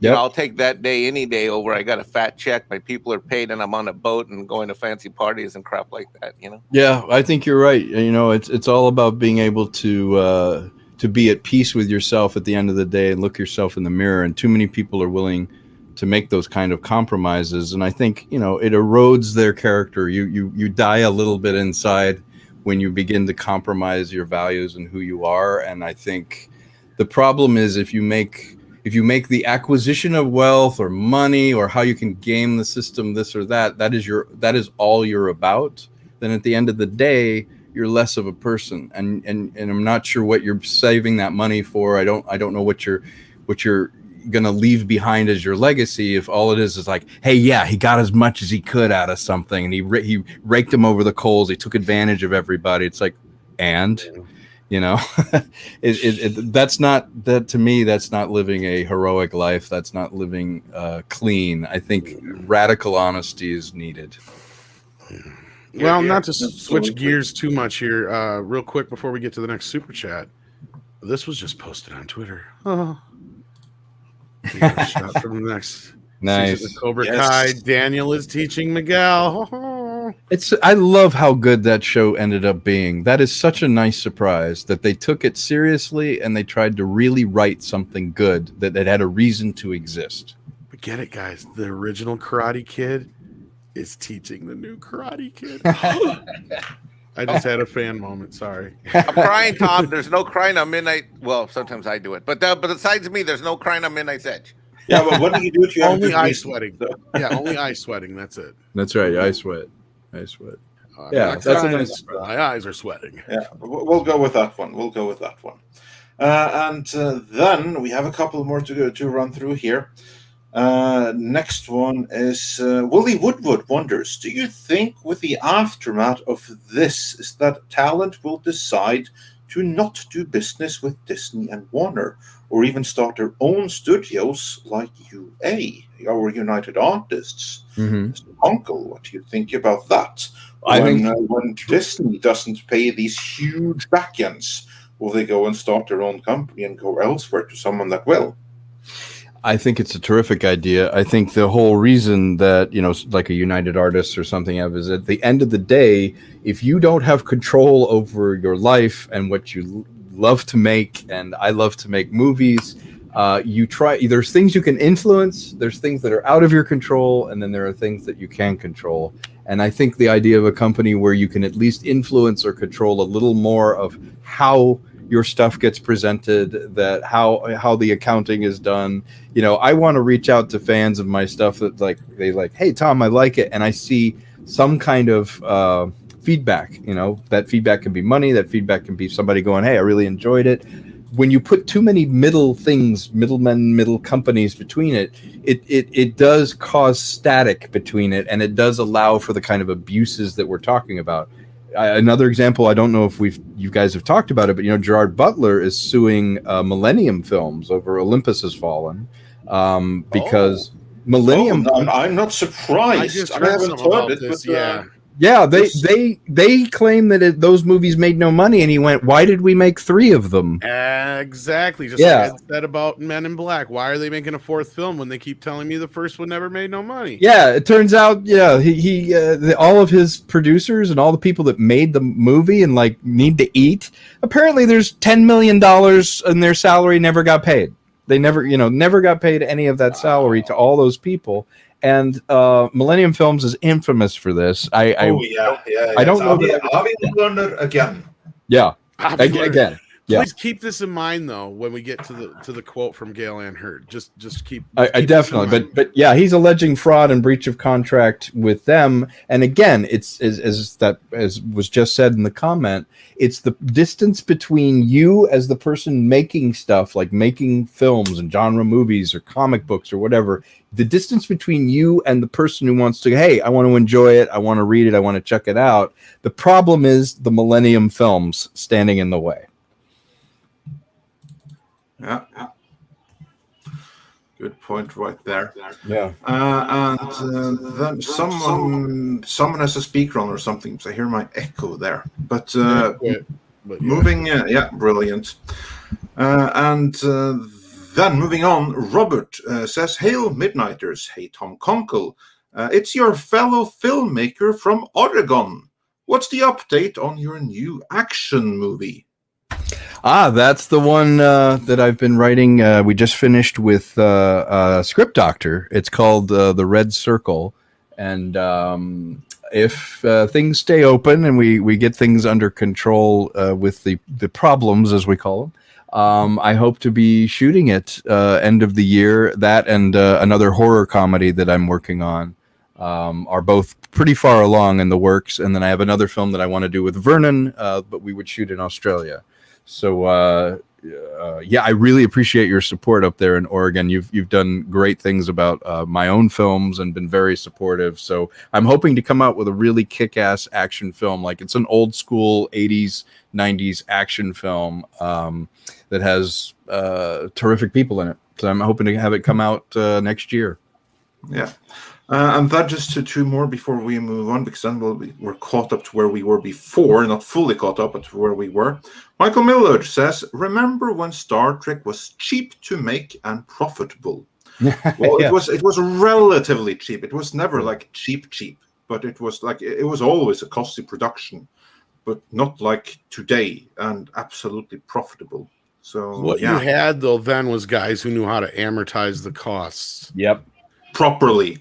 Yeah, properly, and not conning the ultimate bill payers. Because those guys did with infinitely less, 3 times as much. Mm-hmm. Yeah, on all levels, production value, amount of episodes, amount of actors, everything. Yeah. Yeah, it's all who's running the ship, and it's all the aesthetic of the people making it, and it's a shame.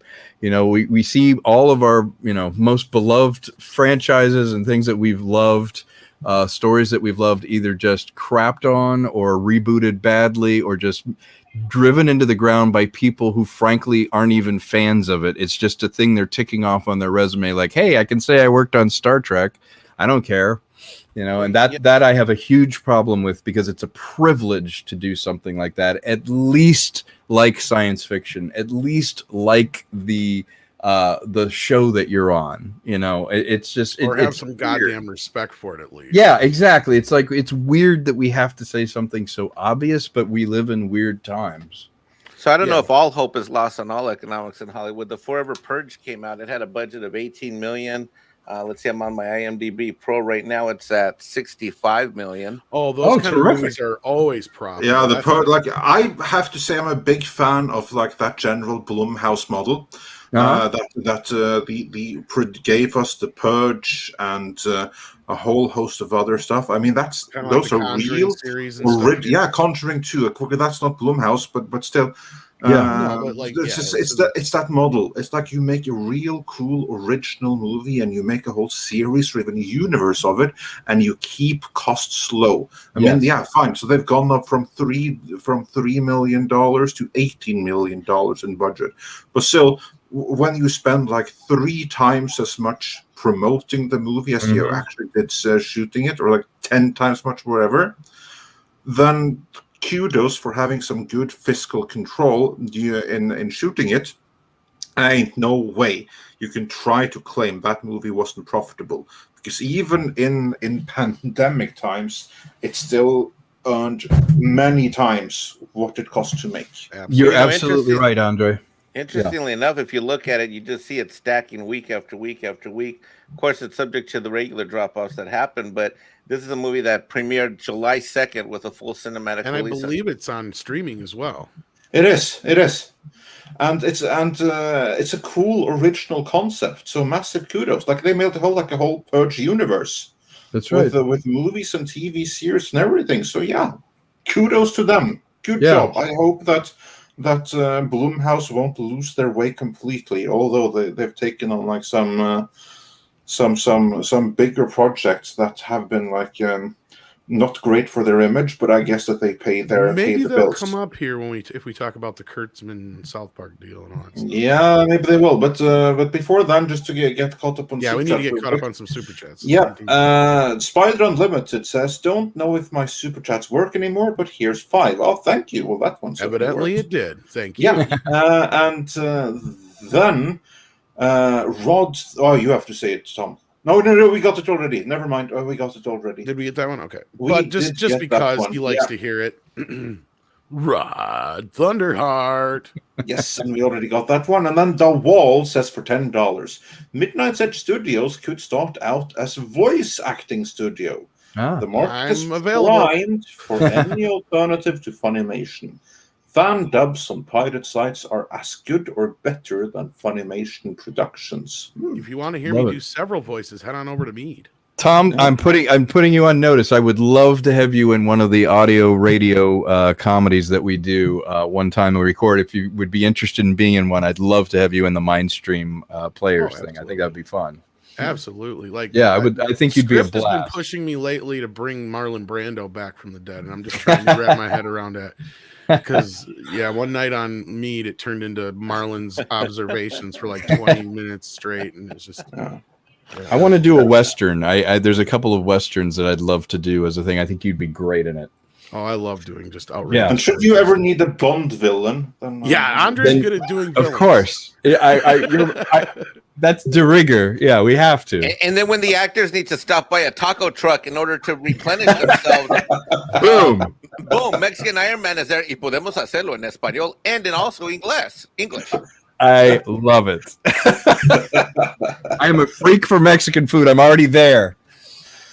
Oh yeah, brilliant stuff. And then Stephanie Janishek's Smuggler's Cantina says, every predatory guy I've ever known has been a full-voiced feminist, including one a sibling is still married to. Yeah, I'm not surprised. Well, and that's kind of what I was saying is like, a lot of the guys who say, well, every man's a dolphin lover, or of course all white people are racist.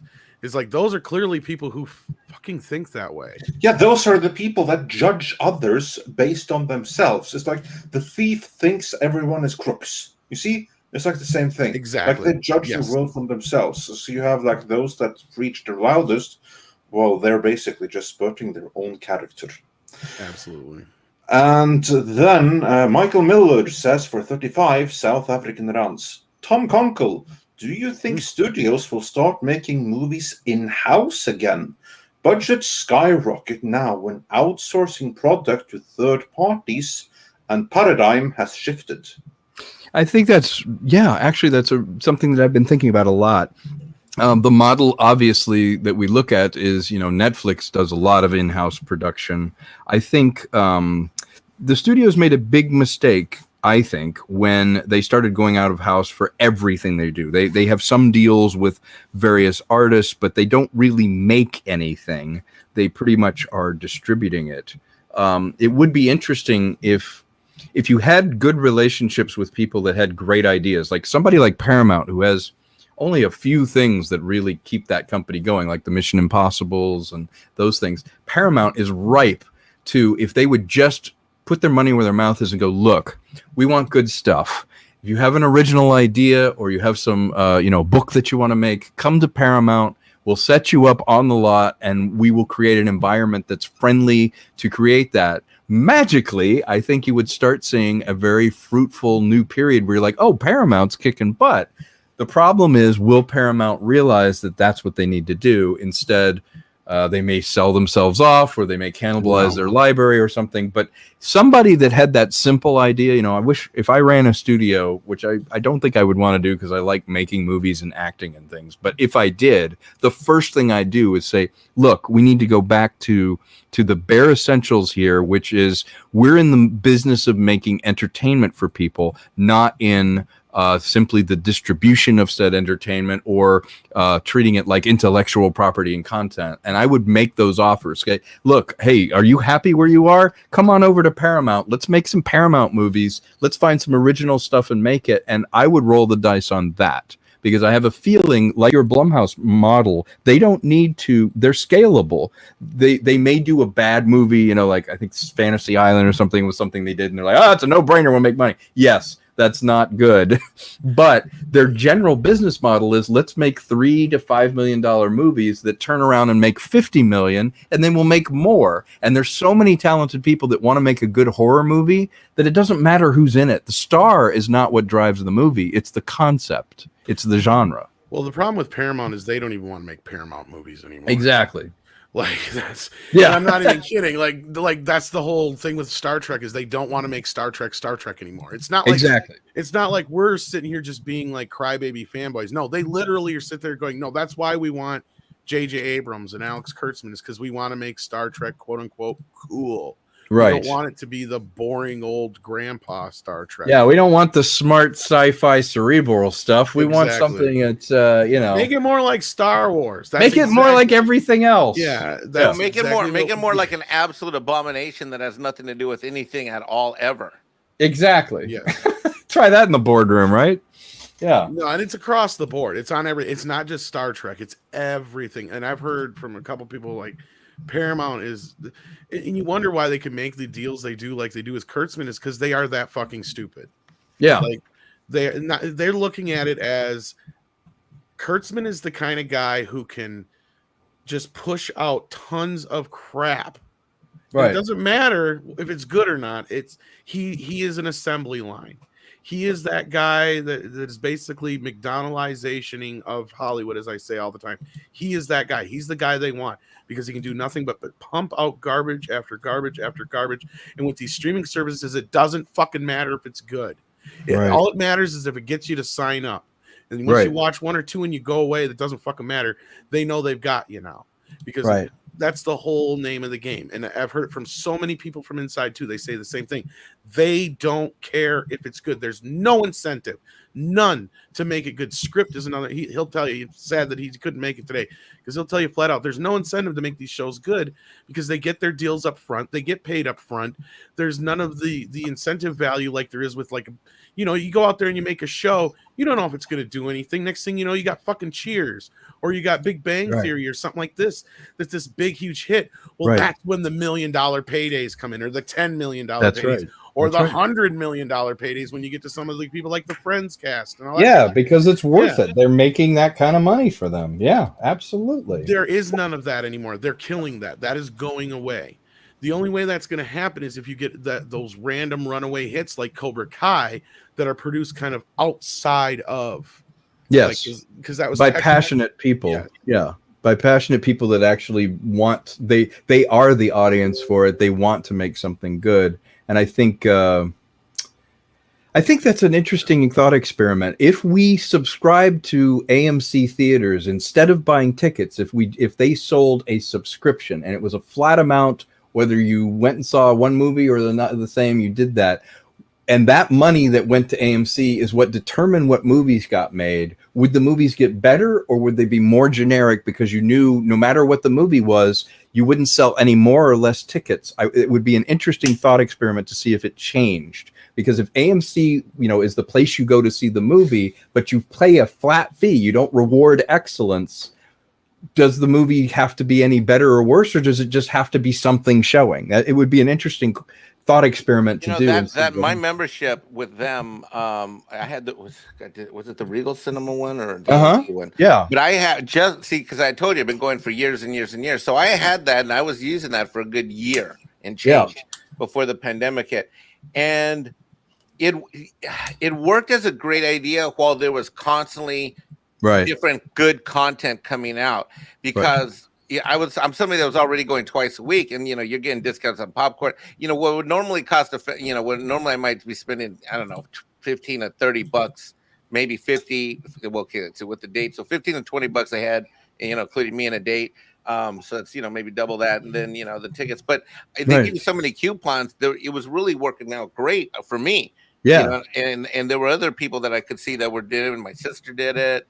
My brother Bobby bought one, and we were all doing. But then now there's no way I would consider that, because I want the ability to choose what I see. Like I'm actually going back to think about what do I see this week. If I've got 2 movies I'm going to go to the theater to see this week, what am I going to see? So last week I said, dang it, I'm going to get off my butt. I'm going to stop being lazy. Things are open. I'm going to go out. And I had that great experience with the Forever Purge. I got to see a beautiful cinematic movie, The Green Knight, but it was boring as hell. In fact, there was someone snoring in one of the rows up there. I'm remembered of some of the experiences I didn't like in movie theaters, but and then I'm going to see Suicide Squad now. But now I think it's made me much more discerning. Like, okay, if I'm going to go, what do I want to watch in this experience? And I think that's true, because when I was at the intermulticity thing happened because at the theater, the box office, there was no one staffing it because there's so few people going. And so to get a ticket, you have to go up to the popcorn line. Like the concession stand is now the ticket stand. Yeah, they can't support having enough staff. That's the problem. So I was there, and I go up, and I'm already pre-printed everything. I bought my tickets in advance. I got to print it out, or it's on my iPhone, whatever. Right. So, I'm walking in, and I watch these people debate what they should see. Now, they must have known what all was showing from the website, but they were just sitting there deciding what to see. And they're like, and one of them made this comment I thought was really interesting. They say, well, we better go see this because we don't know how long it's going to be showing. And I think and there was The Green Knight that they ended up picking, but they were going between that and The Jungle Book. And they said, well, let's just see this one. We don't know how long it's going to be showing. And I thought about that, So I'm not the only one being discerning and having awareness, like Tom mentioned a minute ago, Mr. Konkle, about where like something comes up and you don't know how long it's going to stick for. Yeah, I think you make a good point. And the way I'd tweak the experiment is the money that we had to make all those movies you saw had to only come from the subscriber money that you had at that flat fee. We would very quickly in a year or so see a big change in what kinds of movies you could make, how much risk you could take if that was the only pool. Like there was no runaway hit, there was no like buying more tickets. But if your subscriber dollars for that AMC card was the only money available to make movies, that's sort of what's happening with this streaming model, because that's a flat fee and there is no opportunity for the home run. Yep. How are we on Super Chats? Are we all cut up? And we're almost caught up. I want to talk about Tom's movie. There. Love to. Because Michael Miller, who sent the previous one, he sent a couple of more here as well, and then we're going to get into continue the topic at hand. He also said for 2 more bouts of 35 South African rounds. Thank you so much. First one, I was chatting to a shareholder at Paramount.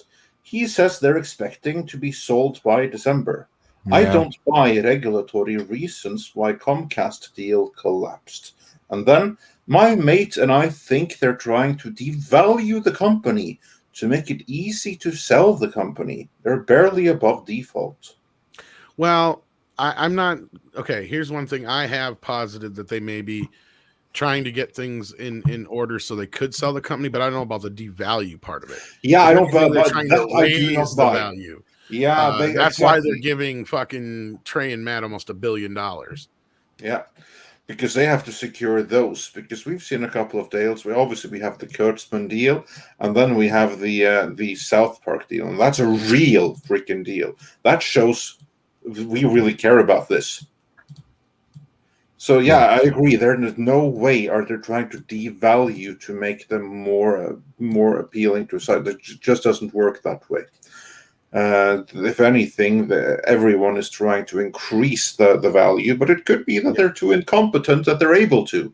Never. Like I kind of compared it to the whole deal with when Lucas sold to Disney, because when they came to him with the lowball $3 billion offer, he's like, what the fuck? And Bob had to tell him, like, look, you don't have any movies in production, you barely have a TV show going, you hardly have any toys going on right now, your video game production is low, you don't have anything going on with Indiana Jones or any other properties really. They only had one other movie that was ready to be released, so they had nothing of value at that time to make the company worth what it really should have been, possibly. Right. Because no, there's nobody who's going to sit there and argue that Star Wars probably isn't, well, Lucasfilm as a whole isn't worth $4.5 billion. It was, or $0.05 billion. It was Disney that devalued it. Yeah. But what Lucas did, though, was he enlisted Kathleen Kennedy. He got a trilogy up and running and all these things before, so he could make it worth that much, at least in the eyes of the investors at Disney. Right, because that's kind of a lot of what they're doing here with Paramount. Sorry, go ahead, Tom. No, I was saying you're right. You create excitement going, hey, I'm bringing back the original people. This thing is still a vibrant thing. We can do some cool creative stuff. That's a lot more attractive to turn and sell it than go, yeah, we haven't really done anything in 10 years, but yeah, you want to buy it? You're right. There's a big difference. But again, getting back to to close out the thought on this, in the short term, it looked like it made sense to make a movie available, new movies available on streaming in the short term, but it's bad in the long term for everybody because that second weekend, the hugest drop ever for a Marvel movie, but also it dropped on the online sales. And the problem is you've got studios that are going for giving people instant gratification instead of sustainability. And without sustainability, you can't have creativity because there's no reason to believe that you can create something and that it could be a runaway hit or that you're going to get a decent release on it. It's going to be everything's equal. That's why, communism doesn't work very well because the person who builds a building with baling wire and chicken wire gets paid the same as the guy who sits there and meticulously puts together pieces of marble. So what's the incentive for excellence? Yeah, exactly. And with that, we are actually caught up on almost. The real Monkey Rogue says for $5 regarding sub. What if you added the ability to have outside film houses buy into the project with their films? Let AMC become the middle ground. Well, isn't that kind of how? Well, how you explain? Because isn't that kind of just how like certain companies just buy films that are independently produced? But you're talking of more like an investment program kind of thing. It looks like here, or AMC would. Do you mean AMC would like materially participate? It would be in their interest to present it as good as possible, as long as possible, and they would participate in the financing, but also the profit. Is that what we're talking about? Where they can go outside of the mechanism? I'd need more clarification. Yeah. Meanwhile, Dash D's also points out that Mr. Konkle, if you need a medic, firefighter, soldier type, please contact me at Talentless Actor. I already had that domain name, Talentless Actor. That's very funny. Wait, I thought I was the talentless actor going to be in the movie. But yes, mine is .biz. Yeah. .biz. Let's move on because Tom, you had another story or another quote from Gail Allen Hood. Okay, so you want me to bring that up now? Okay. Yeah, now would be a good time. Now would be the time. Well, Gail Ann Hurd was asked, first of all, about how gender equality in Hollywood is right now. She's out promoting some things she produced, but It depends on what you read. She says, I like to think television women are doing much better, certainly better than when I started making The Walking Dead in 2010. In 11 years, there's been enormous progress and diversity, both in leading roles and behind the camera, as well as in the writer's room. I think with features, it's harder with the bigger budget films. There's still some sort of misconception that the bigger the budget, the more you need a general as a director. Even though there are female generals in the militaries around the world, the first image you have is of a man. I think that's beginning slowly to change with people like Patty Jenkins directing. The higher budgeted films are not only being directed by women now, but are being very successful at the box office starring women. And they are working internationally and not just in one particular territory. I think this is a very short-sighted comment from somebody who is a pioneer in the industry for women. That kind of hurts me to hear her say this kind of shit. She should have shot back at this and saying, you know, like women like me have been a part of this industry for years. Yeah, we may not have gotten the attention that some of the men have gotten, but we've been there. And, you know, you've had all the directors that we mentioned before that, you know, that were huge directors in the, like Penny Marshall's, like, it wasn't she nominated several times, for fuck's sake? Penny Marshall was huge. Yeah. Yeah. I mean, not to mention, you know, like I said, Penelope Spheris, and there's so many other ones from that time period that it's just like, you know, Hurt Locker, Heckerling and all that shit. You know, it's like, how do you, and I get it that it's not a huge pool, but it's no bigger than it is now. That's what I don't understand. But anyway, here's where she's asked about Scarlett Johansson. Why should anyone be surprised? She said back. I heard Disney leaked her salary is $20 million, but why is that so surprising? She opens movies around the world. She's clearly someone who can do so with consistency, and no one questions male actors' salaries. I don't know if that's so true. I do think that women are judged differently to men in the entertainment industry. Progress is going to take time. You don't change people's attitudes with their perceptions and the biases they already have overnight. However, we're making a great deal of progress towards that. So many more films, whether they be Nomadland or Wonder Woman, are led by women who are proving successful. You have the DC universe starring women, the Marvel universe starring women, and then you have Oscar winners starring women. They got her. She drank the Kool-Aid. Well, yeah, I'm not surprised in the slightest. I mean, this saddens me because she is one of the pioneers as far as women in the industry. And for her to say this, it diminishes. Yeah, she's going to try to rewrite history, to claim that it's something that it never was. Yeah. That's the problem, and the problem is too, you live in a bubble, so you're hearing those attitudes your whole life, and eventually they seep into your DNA, and those are the circles she moves in. Well, Tom, you've lost two now. Kevin Smith and now her. Well, I mean, she was never one who was really that hopped up on it, but she's somebody I always brought up as an example, you know, of when people are like, oh, women have never done this or that in Hollywood, like, excuse me. Yeah, I agree here. Script Doctor is another great point. Jim Carrey's $20 million salary. They brought up Johnny Depp's salary. How many times for every Pirates of the Caribbean all movie? The time. So all it's like all the time. So again, so she's like, no one complains about the man's. Yeah, only all the time. Only absolutely always. And as Tom brought up earlier, the whole deal with Olympus Has Fallen, that's going on. You've had plenty of male directors have to go get paid in court. Peter Jackson and Kevin Smith, I brought up earlier, for instance. Yeah. No, it's not about gender, and it's funny. One day, God, I hope we go. That was good, not just good because it was done by a woman, or that's good for a woman, or whatever. It's like, just let's make good stuff.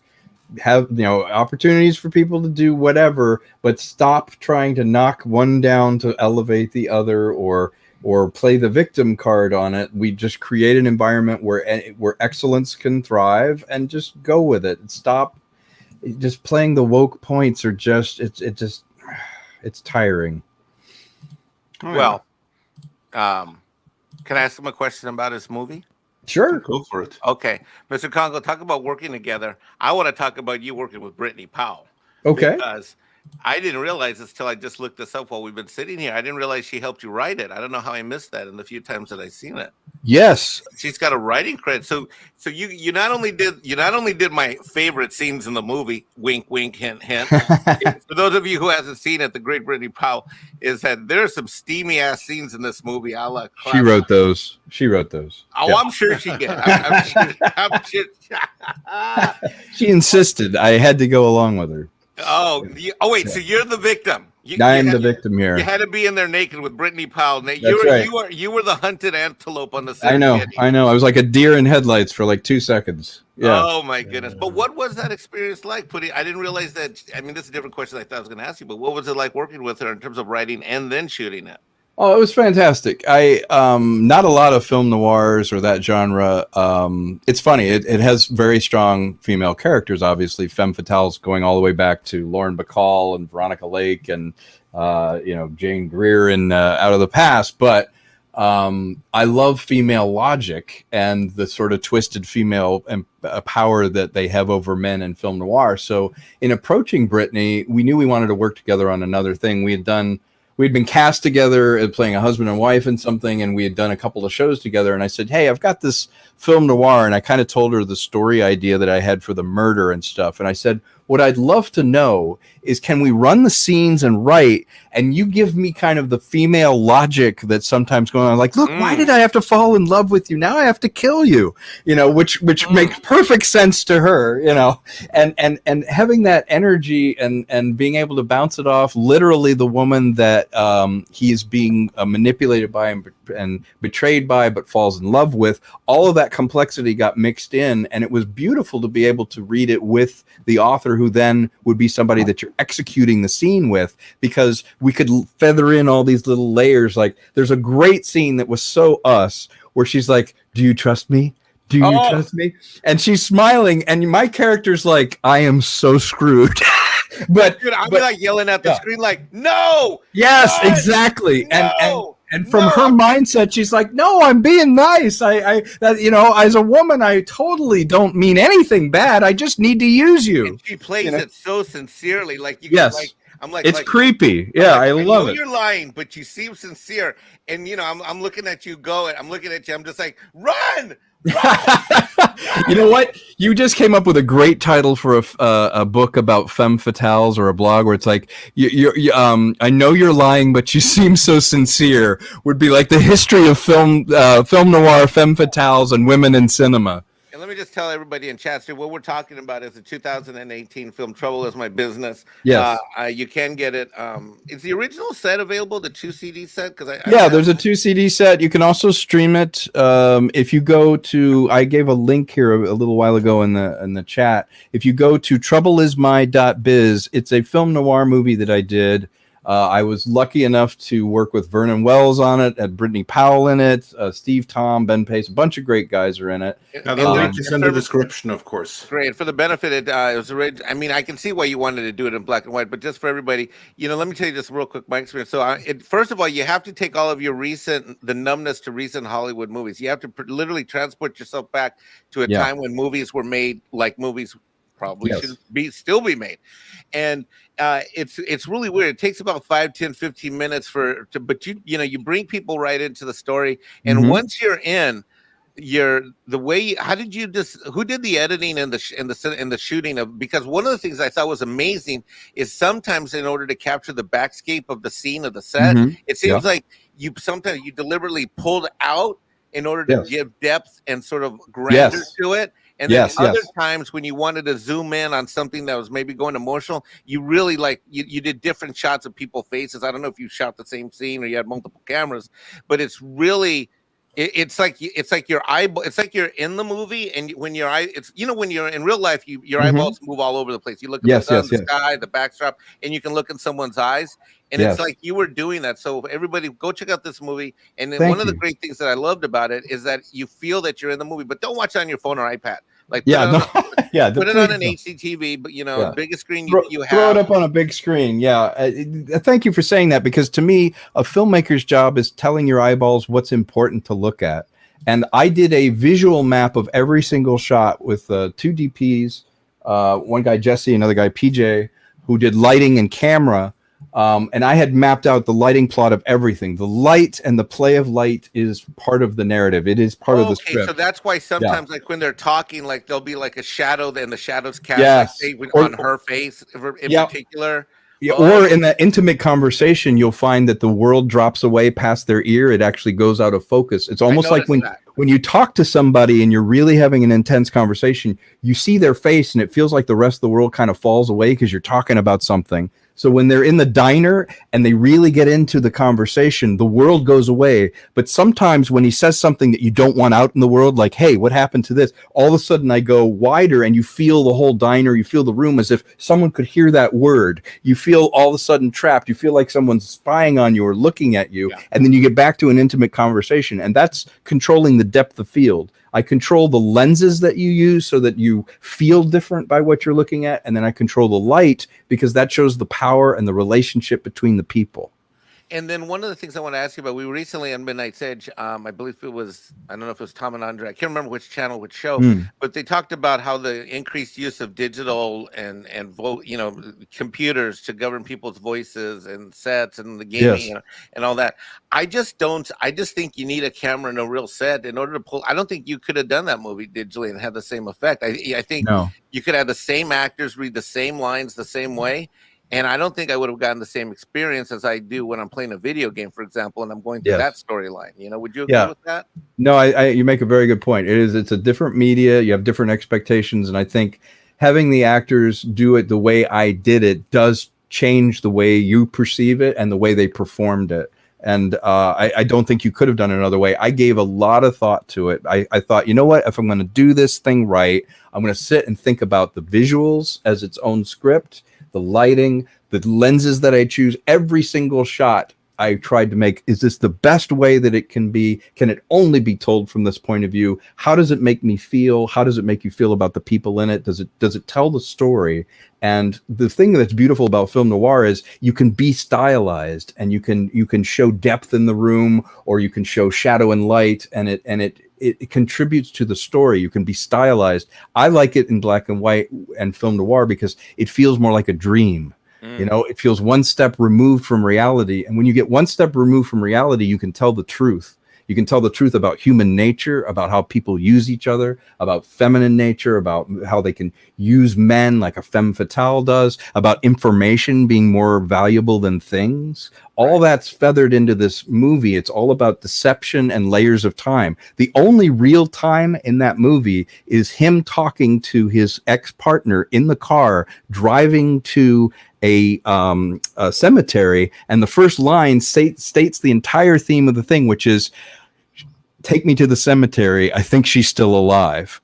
And the whole thing is about impersonating someone who may or may not be dead, about someone lying to someone but believing it enough that he's willing to go all the way to death to find out what the truth is, and finding the right detective and going, you're so good at your job, you're like a dog on a bone, you're gonna die, and I'm gonna use you because you're so good at your job. Right. And there's two things going on for benefits of people who are going to see it without giving any spoilers. Sure. Oh, there's someone's echoing. Oh, that's not me. No, that's not me. Okay, so one of them is your use of time, the flashbacks and the concurrent timelines, which is great storytelling. The other thing, ladies and gentlemen, is there's lots of twists and turns. And I got to tell you, I'm not going to give away the ending, but man, the ending, the last 5-10 minutes were some of the best part of the whole thing, because I did not see where this thing was going. I thought it was crazy direction. and I forgot. I'm so used to getting numbed out by movies nowadays, where they're so worried about running to the end of a story and hitting you with all kinds of numbing, either action or frivolous talk. That with what you did, you were able to add twists and turns within the plot and the storyline, and that's what keeps you engaged. And you did a great job. And Thank you. That's why I say I really enjoyed it, because ladies and gentlemen, go see this movie. You're gonna have fun, and you're not gonna. And there's so many twists and turns. I mean, there were a couple times where I'm like, no, that's not gonna stick. He just did that. This is a dream. He just did that to fake me out. oh crap, that is happening. Oh, shit, he's screwed now.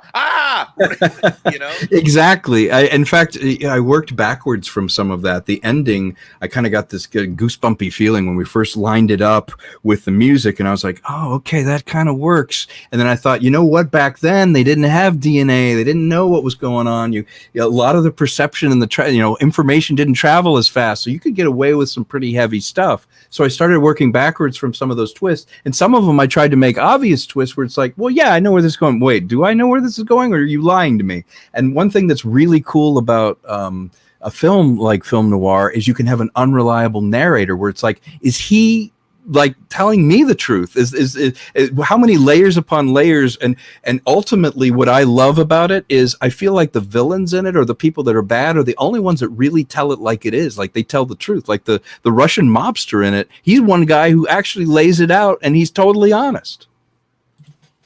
Yeah, but you don't want to believe him. Exactly. Right. The vibe I got when I watched is that I didn't want to believe him. You don't want to believe him. Well, not exactly. only that, if you actually have somebody do that in the plot, when you do it with an unsuspecting character, it's easier to be tricked, at least in a good way, because you're like, oh, he did tell me, meaning the storyteller or the director, Mm-hmm. but I didn't listen. Right. As opposed to motherfucker tricked me. Yeah, exactly. It's more like your friend going, man, she's bad news. You're like, yeah, no, she'll be fine. No, she's bad news. And then you hit the wall. You're like, dang it, I should have listened. He was right. Yeah, no, exactly. Like, Yeah. there's always those movies that have those twist endings where you're just like, are you fucking kidding me? Yeah, you didn't drop enough seeds. Yeah, as opposed to the ones that do a great job with it, where you're just like, oh, this motherfucker's got me. Yeah, you got to drop the breadcrumbs. Exactly. I saw somebody in the chat said they watched it on Oculus Quest. I bet. Yeah. Was that interesting? I'd love to hear it was more. like seeing it in the cinema. Yeah. Oh, that's cool. I have never seen it that way. I'd love to see that sometime. I would assume you could do the same thing with like I got the Sony PSVR. You can actually watch movies and it looks like you're in kind of like a theater looking at a screen. Oh, that's cool. I'd like to try that sometime. That's really cool. But yeah, did we have a couple more super chats, Andre? I think we did have a couple. I'm checking. I think we had a couple more, so I'll just go through that right now. Do a quick refresh, see if we to see what we have outstanding. We only have a couple, yeah. A couple of things to keep up with, but yeah. Let's see. We only have one. Jaeger says for $5. What about streamers like HBO Max putting shows on a cable channel after a few years for a residual model? They are already doing this with Titans. Oh yeah, you already seen it with Discovery and a few other shows. Yeah, it's another way of making revenue on it, but then it's ancillary shit they're doing, so not so much like the upfront deal. It's sometimes just to fill space, but I mean you get that with syndication and other things too. I'm sure at some point we'll hit that. But what do you guys think of that? I think it'll be more of a common thing, or not an uncommon thing, I should say. Yeah, I think you're right. I think it's, again, it's they're putting things as many places as they can, and I think, Warner now being absorbed, AT&T's stepping away from it, so you're going to see more diffusion of stuff out to other channels, and TV is a great medium for producers right now. It's a writer's medium and a producer's medium, so you're going to see more and more stuff come out that is movie level budgets, movie level concepts, but done as TV shows, because obviously it's working for them. I'm a little scared of this Lord of the Rings series coming out. I think it's going to be a train wreck, but it's the most money ever spent on a series, and frankly it would be the most expensive movie ever made, and if it does decent money, then you're going to see more of it. I don't think anyone are too optimistic about that Lord of the Rings thing. And frankly, after hearing what they're going to do with it, I hope it's going to be the biggest disaster it possibly can be. Because the option of being any kind of good, it's simply not on the table. So then, since they're going to fail anyway, then you might as well do it spectacularly and really go down in fire. Yeah. Yeah. In another bit of news we did bring up, but we did cover it last night on Mead, so if you want a little bit more in-depth discussion on it, you can probably check that out if you'd like. But I just wanted to bring up a little bit here about the whole South Park creators getting this massive $900 million deal with Viacom CBS. And when this came out, it just made me laugh because it really put in well, first of all, South Park is like my favorite show of all time, so that helps. I'm glad this means more South Park. But the other thing that made me laugh was, in perspective, it put Kurtzman's deal in a very precarious place. It made it look like a really shitty deal for him. So I kind of, since we got Tom here and Andre and stuff, I know Mike and I got to talk about it a little bit last night. I'm really kind of curious what your guys' reactions to that and how this compares to the Kurtzman deal after, now that we sulked about that deal a little bit, but now I see this and it just makes me kind of giggle with a bit of schadenfreude, to steal a word that was brought up earlier. Yeah. I want to hear what Mr. Konkle has to say. You know what? They're worth every penny. Right. They've had a long running show that's people still talk about. It's still cutting edge sketch comedy and satire.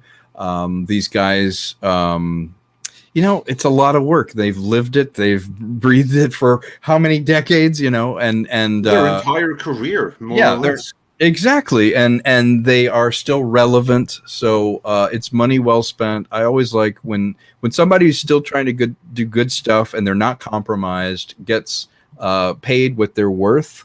I think that's great, because you're not paying just for what they did, but rather you're paying for what they will do and what they brought to your company, what the goodwill. When we talk about South Park, we've been talking about it for years and years and years. That's worth something.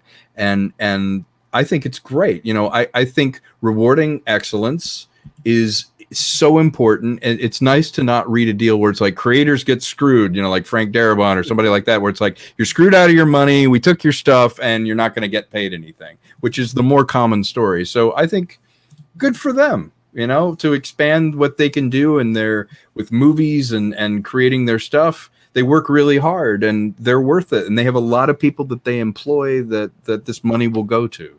They're extremely independent in their creativity. Yes. Yeah. And they can be autonomous, which is great. So I guess I need to stress this too in between before we get to Andre's reaction. I mean, part of this I'm sure has to do with the 900 million covers, not just their overall deal, but the production cost of the show and a few other things. But there's a lot of people going in the chat like, where is CBS and Paramount getting this money? We'll answer that in just a moment, but I want Andre to respond to this. I know you're somewhat of a South Park fan, but I don't know how deep you go. I haven't seen like the last 6, 7, 8 seasons or something, but still, I consider myself just have been. I haven't. I know time. I fell out of habit. So yeah, I've like forgotten it's on. So yeah, but no, I'm a huge fan of South Park in general. I love their satire. I think they have some really, really important voices. I hope they still do. It sounds like they still do. So yeah, big fan of it. And what this tells me, because what I have heard is a big reason why the Kurtzman deal happened, is that he was able to provide outside funding to make the Star Trek thing. He was able to find some NGO that does some funding, that doesn't expect to see a return, that's more interested in the cause. And with that picking up a significant part of the tab, then it was a relatively easy deal to make for CBS, combined with the fact that they are pretty incompetent, many of the people there, and they're really out of touch. And they actually think that Kurtzman somehow is popular and that what he does is popular, although they do have evidence to the contrary. However, when you then look at the South Park deal and the difference in scale, I mean, they got like what, almost 5 times as much. That only more like almost 9 times as much. You got 150 million is what we're hearing. They got 900 million. Yeah, exactly. That's what I mean. So it's like 4 or 5 times as much, basically. And yeah, if you want to do the actual, and that only goes to show that Kurtzman is nice to have, but they can't lose South Park.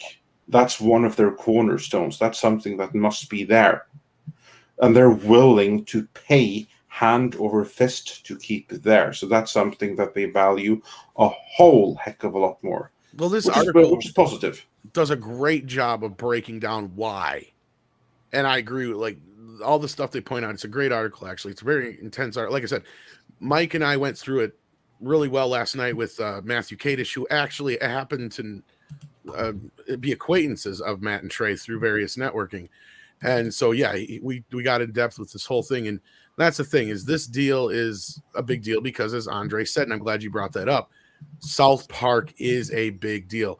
In fact, one of the main reasons they got this deal is because HBO Max handed over $500 million for the exclusive streaming rights for 3 years, I think it is.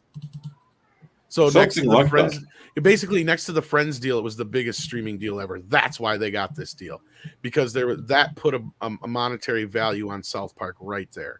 And not only that, they're a huge merchandising, but they still control a lot of their merchandising. And that's the other thing, is Matt and Trey are all over this shit.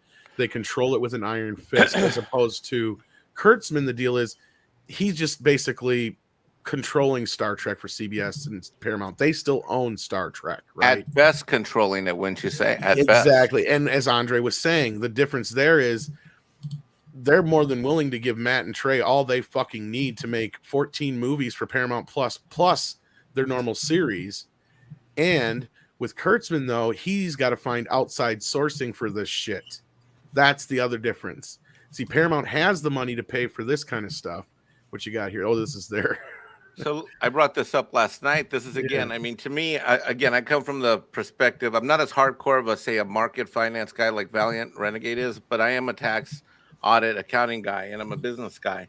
And here you have the 5 day. So Sunday night, the announcement comes out. On Monday, the stock drops off the edge at end of day closing, as you can see here, and hits a valley of death, if you will, in terms of dropping in stock price. And then you have the announcement on Wednesday, and then this is Thursday, and then you have what's happened, which is that you have it rebounding and coming up, and that's been a little bit stable today.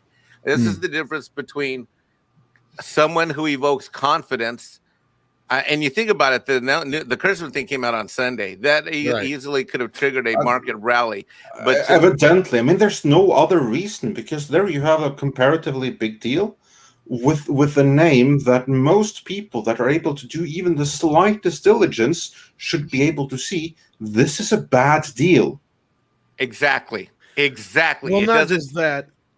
I was just going to say, Maggie Web Design brings up the point I was going to make here. Basically, it shows you how much Star Trek is valued in comparison to something like South Park now. That is fucking sad. Exactly. I mean, you're an investor and you're saying to yourself, wait a minute, they're about to invest $150 million more into this. What is this company doing? Boom. Yeah. and then the announcement comes with South Park. It's like, okay, well, maybe this company does have some hope. Yeah. That's pretty much exactly what happened there. And I mean, look at that drop there. Have you seen a steeper drop? Mr. Konkle, do you think that the people responsible for this decision, surely, like, they're all about the share price, right? They must have seen. Like, do you think they had that? It was in their mind. What do you think they were expecting to happen? And how do you think their reaction would be when they saw this actually did happen? That's a terrific question. Else that could explain such a steep drop than hiring someone such a blithering incompetent. Yeah, that, to me, it's a great question, because to me, this points out something we haven't talked about, which is the disconnect between the people who are making the decisions versus the people that are in the audience, or that are the stock holders, or people that are investing in the company. There is a huge disconnect, apparently, you can see that drop.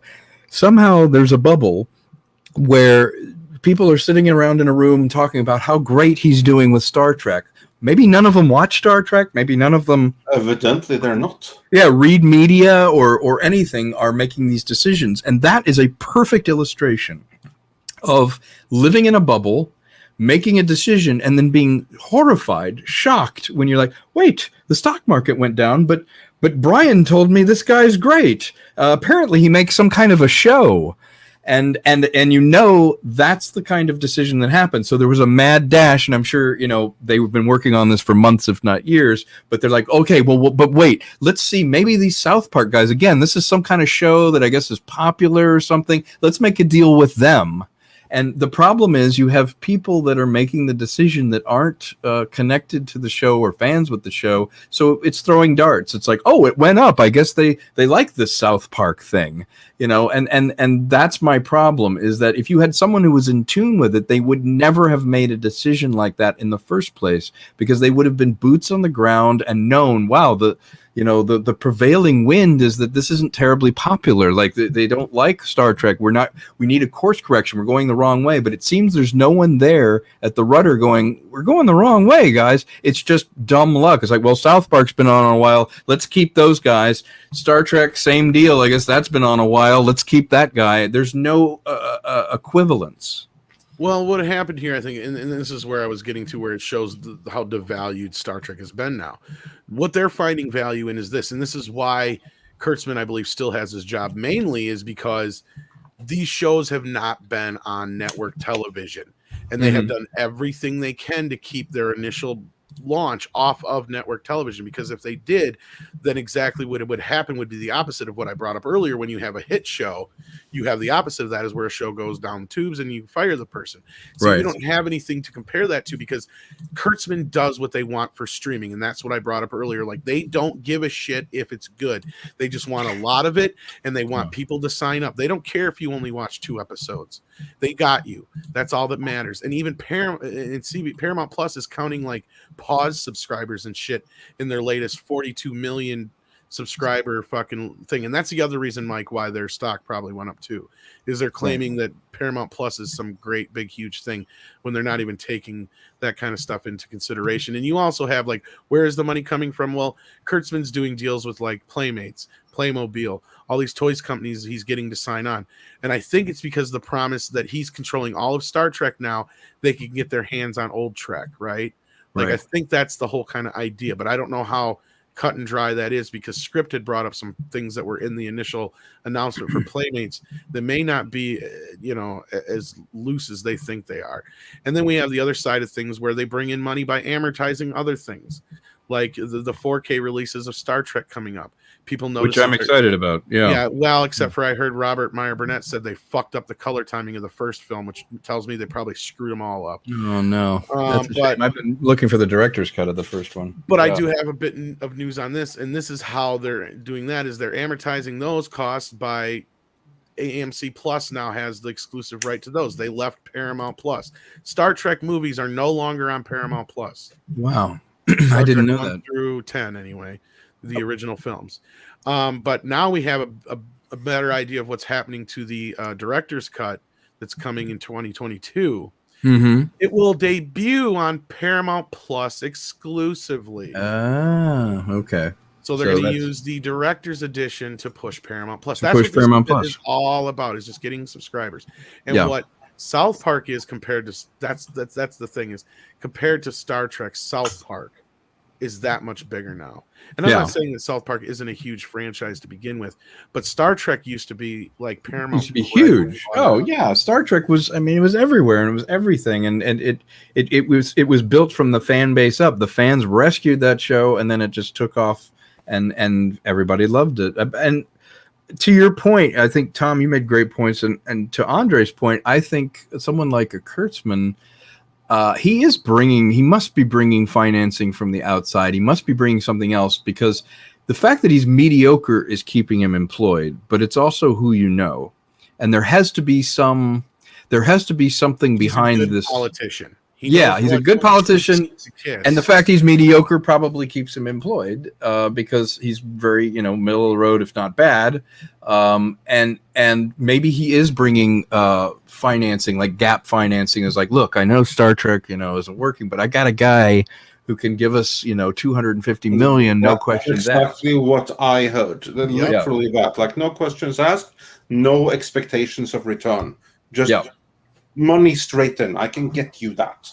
Exactly. And so they're not going to say no to that, to free money coming in if I stay employed. And it's who he knows. He's in with, JJ and all these people. And it's that falling upward. It's like, well, I took this franchise, ran into the ground, then I took Star Trek, ran into the ground, the Star Wars run into the ground. Now I'm going to, take a look at DC, and then I'm going to take all the, it's like the people that are hiring them, unfortunately, don't seem to be fans of what the shows that we like. They're not. They don't care. Far from it. I mean, being a fan is like that'll get you disqualified. They don't want you to be a fan. You're detrimental to the progress of their. You're detrimental to the cost and what they're trying to do. If you're a fan, Yeah. As ridiculous as that may be, that's how it is. No, I've heard it from several times over. If you want to work for Lucasfilm Star Trek in or particular, Star Trek or any of these franchises, usually I think that's changed. I think that's changing for Star Wars now. I hope so, but I don't know. So I think some people have some false hopes with that. What were you saying, Tom? You just cut off there. You're saying if you want to work for Star Wars or Star Trek or any of those franchises, the last thing you want to tell them is you're a fan. Oh yeah, because that's they will crazy. Boot your ass out there because you come with baggage. Yeah. And you won't compromise. That stupid niggling quality baggage. Yeah. Exactly. You care about these characters. You care about canon. You care about the story elements. Those things get in the way of their fucking politics. Yeah. It's like, I want to work for Ford, but don't mention I like cars. Exactly. Yeah. Exactly. Well, it's because you're not selling a car. That's the whole thing. Yeah. You're trying. You're probably right. Sell a scooter to somebody who wants to buy a car. Right. That's what this is. And that goes back to Andre's fish analogy, where you go into a steakhouse and you order a steak, and they bring you a fish, and when you argue with them, they keep their reasoning is, well, it's better for you, and we know it's better for you, so you just eat it and enjoy it. Exactly. Yeah. You came here for steak, but we're going to give you fish because it's good for you. And what kind of person are you to refuse our generosity? Yeah. I agree. When you start taking franchises and then just using them as your soapbox and you go, I don't really care about it, but wow, now I can find all these Star Trek people that I hate and I can tell them, what I think of them and I can change it. You get Doctor Who and Star Trek and all the things that are happening now. It's not made by people that like what they're making. Yeah. Well, and it's even like with the He-Man thing. Now, at least Kevin has learned not to lie. He's at least telling us up front. Yeah, this last half of this next season is all about Evil Lynn, guys. Yeah. Just heads up. Yeah, just now I'm going to be honest with you because apparently you don't like when I lie. That's not how he said it exactly, but that's kind of the impression I got at this point. Yeah. It's like, but it's disappointing because he seemed like he would be a fan, and it's always disappointing when you find out, no, he's just drunk the same Kool-Aid and doesn't really care about, keeping it the way it is. It's like, what would be wrong with doing a really good He-Man series, but done the way He-Man is done? It's like, why? How is that a thing? How is it like, oh no, we have to make the women not look like women, and we have to change the focus, and everything about He-Man was bad, but we're going to do it again. Well, if it was so bad, why are you doing it again? And then why are you telling the fans that this is for you guys? This is for you. This is a continuation, and this is specifically for you. And that's why we're announcing it here at PowerCon. It's just a lie. We're not going to dilute it because it's an animation, because that's what they said.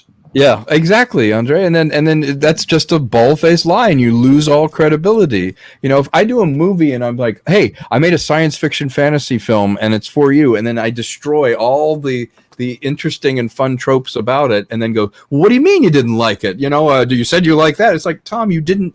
A film should do, when it gets a good review, it should do what it promises to do. If it's a horror movie, it needs to be a movie that scares you, that does what it promises to do. When you review a movie, the reviewer can say, I don't like musicals, but this musical does what a musical is supposed to do. It has good songs, choreography, and everything. That is the point. Just saying it was a musical, but boy, have we got you. Not only does it not have music, it's not good, and it doesn't do anything that good musicals do. See how cool that is? How original? It's like, that's that comedy is funny when it's not funny mentality, and it's just hipster. It's ridiculous. Yeah, this is it right here. The SEM guy says this is to educate you. Yeah, they educate you. In this case, they said it was for us, but then when we didn't like it, it's like, well, yeah, it's because you're an istophobe. This is why we did this, to educate you, so you get better, do better. Yeah. It's good for you. Not really. They don't even understand it. Like, okay, here's the whole Evil Lynn thing. They're going to get into the whole idea that she's not so evil. It's like it's in her fucking name. If there's anybody who's probably more evil than Skeletor in this show, it's her. Yeah, she will not compromise. It's like not, he will. yeah. Like It's if not you, hard. You Yeah. know, there's a difference there, and that's why we love bringing up the Christmas episode, Andre, because that's proof that Skeletor is not as evil as Evil Lynn. That's exactly I am right. not nice. I am not kind. Yeah, Mr. Konkle, I'll carry the dog. Andre made me watch the last episode of the Yeah. fifth episode live in the middle of a live stream and make me do my live reaction.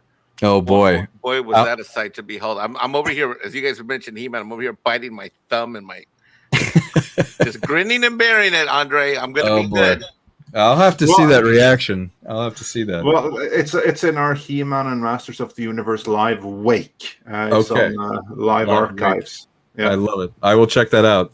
Just imagine this. Just imagine a nice little Mexican fanboy and watching his last tortilla get ripped from his cold dead hand. That's pretty much what it is. Oh, that's sad. Wow. Okay, I'll have to see this. Okay.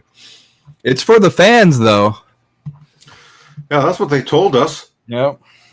Well, it seems we get burned by this all the time now, and I'm not sure where this trend is coming from. But the whole idea of, it's for you, and we're going to subvert you and do all these things. It's like, let's meet my expectations instead of subverting them. Let's try something fresh.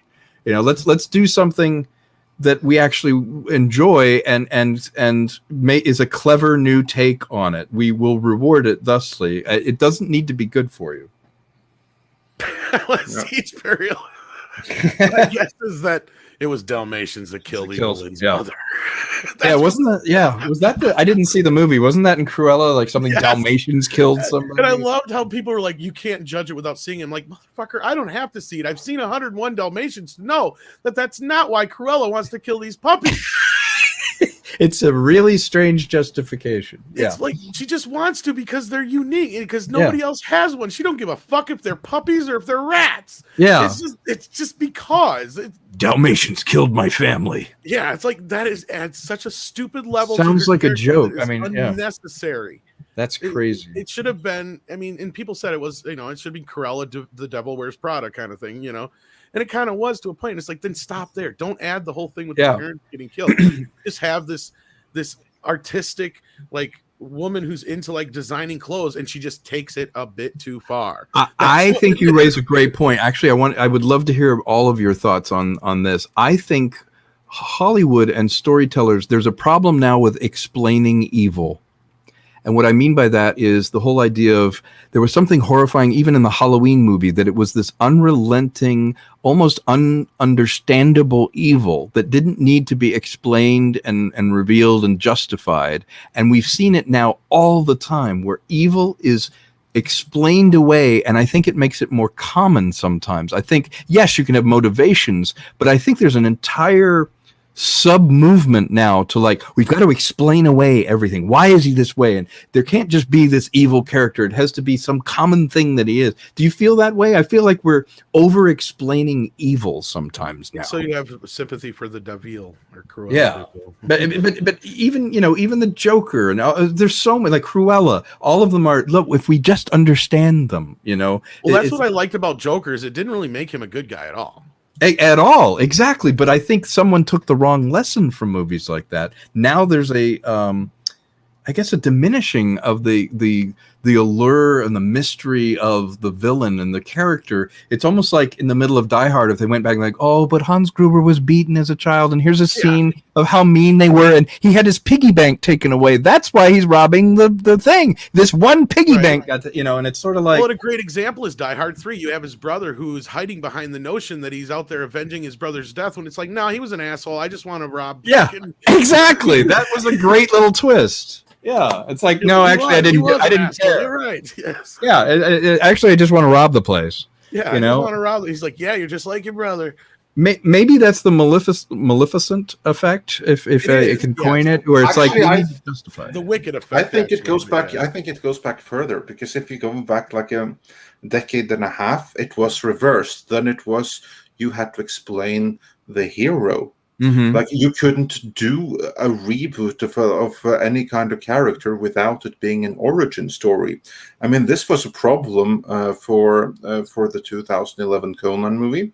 Mm-hmm. Because at the time they were determined, no, because of Batman Begins and Casino Royale, everything has to have an origin story. But Solomon Kane doesn't have an origin, or Conan doesn't have one. We'll Right. give him one. Right. And same thing with Solomon Kane, since I mentioned that. Also, the first movie had to be an origin story. And Right. then, like, the story that you actually want to make, well, we can do that in movie number 2, if that one does good. But first one, we have to do an origin story. We have to explain the hero, Yes. why he's a hero. And now, since everything is upside down and backwards in the world right now it's the villain that has to be explained, because the villain is the new hero. Well, that's So because now a we lot have of these to have people, a- they only relate to these villains. That's a good half point. the time. Probably. And the other because thing they is- see them as the heroes. Yeah, Yeah. and you brought up a good one was Maleficent, Tom, but I'll go back to it's the Wicked effect. And Wicked was the only one that worked on that level, though, because Right. there's enough stuff to play with there to where you're like, yeah, maybe Glenda was the bad one. Because Yeah, that was the hook. And now we're getting to the point where we have movies where there isn't even a hero. It's just the villain, unfettered, doing villain stuff for the whole movie. And and how far do we go with that? you can at least draw out of Wizard of Oz. It's like, yeah, that bitch could have told Dorothy the whole time to tap her shoes together. What the fuck? Right. She's messing with her. Yeah. Yeah, I mean, I like it's- the Mad TV skit of that. That was fantastic. Well, I love how Cecil summed that movie up. It's basically two bitches using another chick to fight over shoes. yeah. So, That's funny. I love that. I love that. and so if you look at it from the other, that's the only movie that, like, very rarely can you take something like that and play with the dynamic and have it work. Because I've seen Sleeping Beauty. Maleficent didn't work for me. I'm like, I'm not buying this shit. There's Right. no way. And that's why Joker did work, because they didn't even try to make him like even a tragic, villain where, oh, is this, that? Yeah, he's got his problems and issues, but it's all his self-created bullshit in his mind. Mhm. Right? Like, you can really dig into that film and say, yeah, a lot of that stuff is, especially when you get to the part where you realize, oh, he's had this fake romance with this chick this whole time, Uh-huh. where you're like, okay, this guy's off his fucking rocker. And clearly a lot of what we've been seeing is his fantasy or his delusions. And now you get the idea that, okay, yeah, this guy's gone. Yeah, he's And gone. at no Yeah. point is there anything redeemable about him. Right. No, he just he's it's pure chaos. Yeah. The only difference you have there where he has any kind of quote unquote redemption, I guess, if you want to put it in quotations, is when he kills Robert De Niro, just because technically, yeah, in the grand scheme of things, De Niro's probably worse than him at that point until he pulls that trigger. Right. And it's That's when cold-blooded murderer. Yeah. And Exactly. there's no hero in that movie. Exactly. And then at that point is when he becomes that. Yeah. And I love that aspect of that film. And speaking of Planner Aspect says the filmmakers are trying to justify themselves. Well, it's not just, it's milking the crap for all they can. But also, if I can, Tom, I'm sorry to interrupt. Please. I was just going to say, it's not necessarily the filmmakers. You walk in and I pitch 4 or 5 things. It's what they let you get money to make. You can walk in. I walk in with 3 great ideas. I'm like, I've got Island in the Stars, Meth Gator, and The Red Circle I want to make. And they go, we own Little Rascals. Do you want to do Little Rascals? And you go, does it pay? Yes, I do. And so the filmmakers are unfortunately boxed in sometimes by a mandate. It's like, we want films that explain evil characters, and you either come up with that, and those are the ones that are chosen. And unfortunately, as you get less and less places you can go, because the same studio now owns like MGM and Disney and ABC and the person who tells you no for 5 different places is also no. So you're going to see less and less diversity of ideas. Yeah, I like that point you brought up too, because it's that way. You walk in, you're like, hey, I've got this original idea about this and that and the other. Well, we're not really looking for that. Well, I got this other original idea, this, that, or that. Yeah, we're not really looking for that. Well, I'd like to update Robin Hood and do this and that. Now you got my attention. Now you got my attention. We own Robin Hood. Yeah. Well, even though it's public domain, but you got my point. Is like, now we can work with that, right? Like, Rambo versus. Oh, I've been in so many meetings like that. Shit. Yeah. One time. No, I was just saying, one time as an experiment, I was waiting in a pitch, and we had 3 pitches for stories that we worked on for about 4 or 5 months. And when the TV was on, I saw a thing with a space station on it. And I thought, you know what, as a joke, let's go in and what if we had like the wacky adventures of this guy living on the space station or whatever. And we kind of laughed about it. So we went and we pitched the 3 things, and they're like, oh, that's really good. And we love your work, Tom. Do you have anything else? And I said, well, what about the wacky adventures of a guy on a spaceship? We love that. Tell me more about it. And I'm like, see, we worked for 4 months, and the thing that I saw on TV on the way in, they're like, yeah, we love that. And it's like, yeah, it's on your TV right now. So the problem is who the gatekeepers are. It's not necessarily always the filmmaker, but it's the person who goes, okay, we give you permission to make that film. Here's the money. Yep. And then Stephen Otten sends us a super chat here. Thank you so much for that and for being a member. Thank you. Problem is they mistake quantity with quality. Yeah, well, that's what I was saying earlier, but it's not just that. There's no incentive to make it quality. Yeah. And that's the thing is they're spending more money on Star Trek than they ever have before. But yeah, and it's no cost? better. Yeah, it's no better. Yeah. And he continues, if entertainment is excess baggage, then I don't know what to say to convince them otherwise. Well, and I don't mean the entertainment itself. It's just that they want to be able to do something and they don't want some guy piping up and go, Simpsons did it. Or they don't want the guy piping up and saying, well, Spock would never say that. Right. See, that goes against their narrative. That goes, or Spock would never break down like that. Spock wouldn't have that kind of an emotional problem. Right. Right. He wouldn't worry about such things. Yeah. So that's, I think, the grander. No, I think you're right. I think part of it is you can't treat people like liabilities. You can't treat creativity like a liability. It's an asset.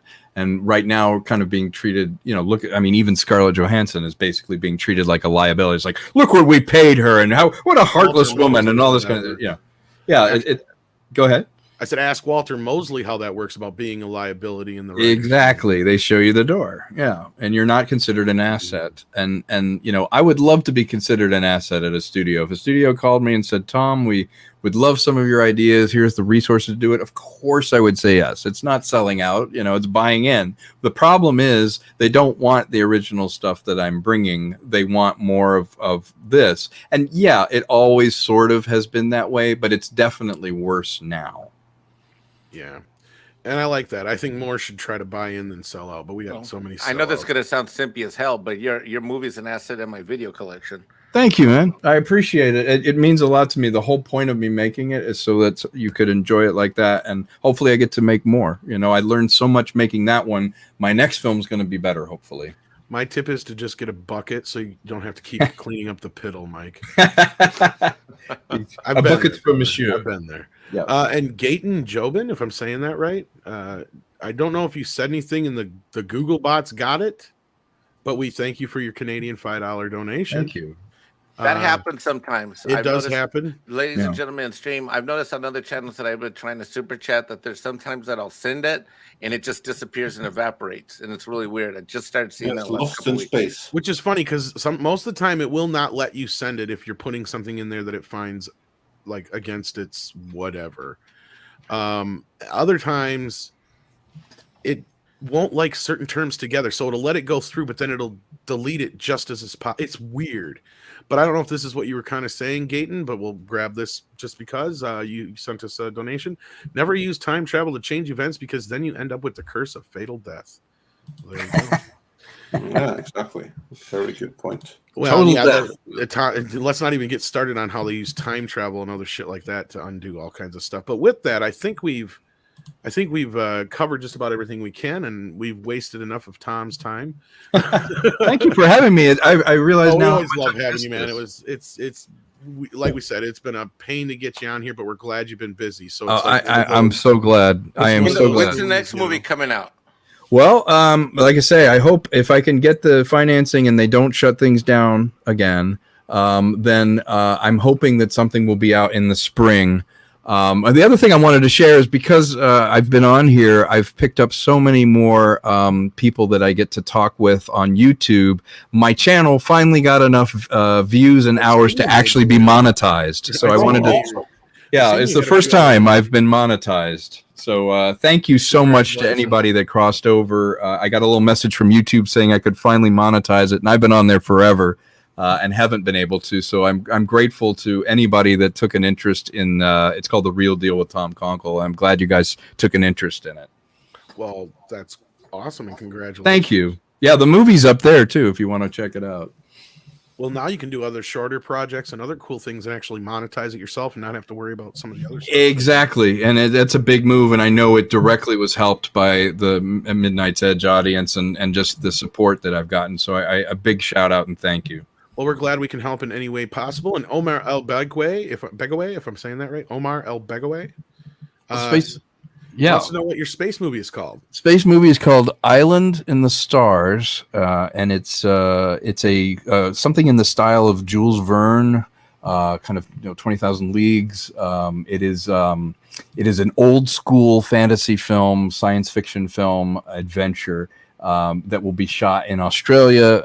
It's got Vernon in it. I've got some fairly decent names in there. It may be a little bit of a Mad Max Road Warrior reunion, which is all I can say. And it is going to be a straight up, adventure film that basically you could take your kids to. Your grandma will enjoy it. You will enjoy it. They will enjoy it, all on different levels. It's very much me tapping into mythology and adventure and trying to make the kind of movie that I loved when I was growing up as a kid. And I've had an opportunity with independent financing to come up with it. Part of the poster is my actual logo here and my audio thing. I had the poster done by an artist named Christopher Shy. He's done some stuff for The Thing and for Star Trek and a whole bunch of stuff. So it's called Island in the Stars, and it's going to be the kind of movie that I loved when I was a kid growing up, like the Ray Harryhausen films and Jules Verne adventures and all of that, like Treasure Island. So it's going to be a lot of fun. Well, I'll say I can't wait to see it. Yeah, I can't wait to see it too. Sukiyami99 comes in with one more super chat. Thank you so much for that. Says, while technology constantly evolving, are we close to a renaissance in independent films? We've had this conversation a few times. I think that goes back to what Tom was saying about the whole gatekeeping thing. And I know you'd probably have more to say to this, Tom, so I'm going to turn it over to you here. But yeah, I think part of the problem is the gatekeeping. The other problem is there's just so much to sift through to find something now. And I think that's a good place for you to come in, Tom, because I'm sure that was a problem for you for a while. It is. It remains. Here, I use the music analogy for an example. You have an instrument, which is technology. Now, the difference between someone who's a bad musician and a good musician is a good musician can actually play the instrument. But the difference between a good musician and a great musician is what they choose to play. And what I mean by that is, yes, there's never been a better time to be able to get really good cameras, really good sound, all the technology you need. But that also means more people can make absolute crap a lot easier. And you have to sift through what I call, gnat shit out of pepper. And you have to find those little kernels inside of that. So there can be a renaissance, but it won't be the kind of renaissance you saw in the 90s, because in the 90s, when you had a lot of filmmakers come up, they had a theatrical, it was rare. You got, Rodriguez, or you got Steven Soderbergh, or you got Quentin Tarantino. They weren't thumbnails on your Amazon service. They were a big deal. A movie came out, this little indie movie, and it got noticed. My problem is something like Trouble Is My Business. I pour my heart into making, and the problem is without a theatrical or access, you wait for discovery, you wait for people to find it, but you can't have the kind of renaissance. You can do really good stuff in absolute obscurity, and then when I'm dead, they're like, hey, Tom was actually pretty good. It's too bad nobody picked that up. We didn't release it. I think the renaissance can be happening, but I don't know that it'll be televised, because I don't know.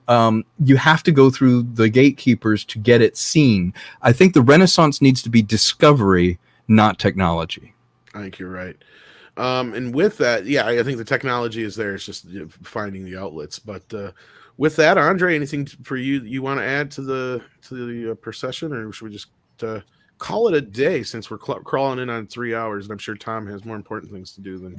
No, I just want to say thank you to Mr. Konkle for joining us. It's always a pleasure when you can, and also thanks to Mike, and especially thanks to the audience that chose to make us part of your Friday.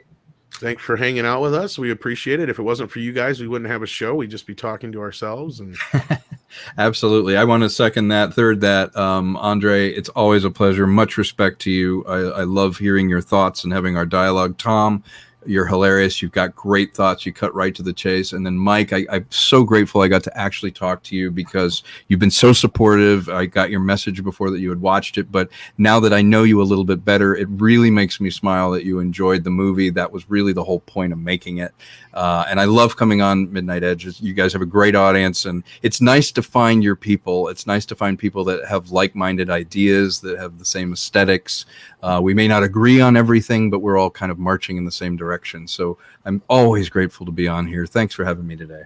Well, and that's the great thing about Mike, is he's the type of fan that you know, he's invested in this. It means a lot to him. He shows up here because he supports us. Yes. He expects very little for anything, if not nothing really. Actually, he just expects to be entertained and get to have some nice conversation. Oh my God! If you actually told me Mr. Konkle was be here, I probably would have flipped out and said, I'm busy. That's what I'm saying. Like he loves this. That's stuff. great. I love it. You know, I mean, Andre He said it loves to me. it. I'm like, oh no, they don't have anybody. Okay, I'm on the way. Then I clicked on, and you were there, and I'm like, ah. Well, you heard I me love his backstage, passion. right? I love his passion. Yeah. That's right. That's Yeah, right. I figured introductions are in order. So Absolutely. You put together a great panel of people always, and I love your guests. I love watching the show, so I'm grateful to be a small part of it. Thanks.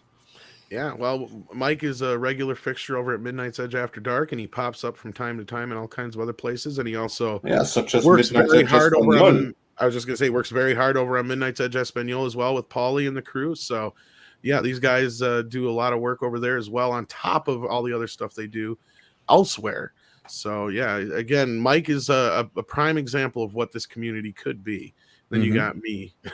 Oh, stop it! You know what? What do I call you when I say you're the, you know, the thing about Tom is he's an inability to take a compliment. He has been a mentor to so many channels. He's been a great mentor to me, you know, at this YouTube stuff. But he just, you know, he's someone that is incredibly humble, surprisingly. So I learned a lot Don't from Tom. tell. I Yeah. got an ego to fucking. Yeah, right. You got the mystique. Okay.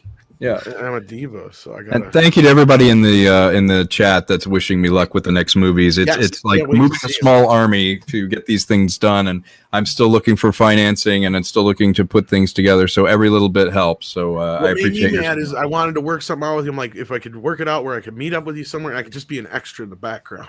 There you go. But there was no way because of the distance thing. It was just like you're so close yet still so far away. And I know. Andre really wants that video done. Exactly. And with that, I'll turn it over to you, Andre. Yeah. Yes, with that, again, I just want to say thanks to everyone. Be sure to check out Tom Konkle's movie, which is out right now, Trouble Is My Business. Check out his YouTube channel. Check out his social media. Links for all of that is in the description. There you'll also find a link to our watch party of Trouble Is My Business. Of Which course, kind of just we're turned gonna keep into you a up to date. commentary more than anything. But yeah. Yeah, that's a beauty. That's like it's like Watch Party with commentary track from the director. There you also go. featuring Vernon Wells popping in for a very special guest appearance. So yeah, that was pretty awesome. So do check that out. And Mecca J chimed in, final super chat of the day maybe. No, I take that back. he says, Konkle for Friday Night Tights. I'm sure. Yeah, yeah, that would be fun. It'd be a lot of fun. I'll And have to do that sometime. then Hyper Gyver 2 reminds us all it's time for some koalas in the rain. It is, and on cue. Koalas in the rain, koalas in the rain. No fucks given. Koala, koala, koalas One in time the I gave a rain. fuck. Koalas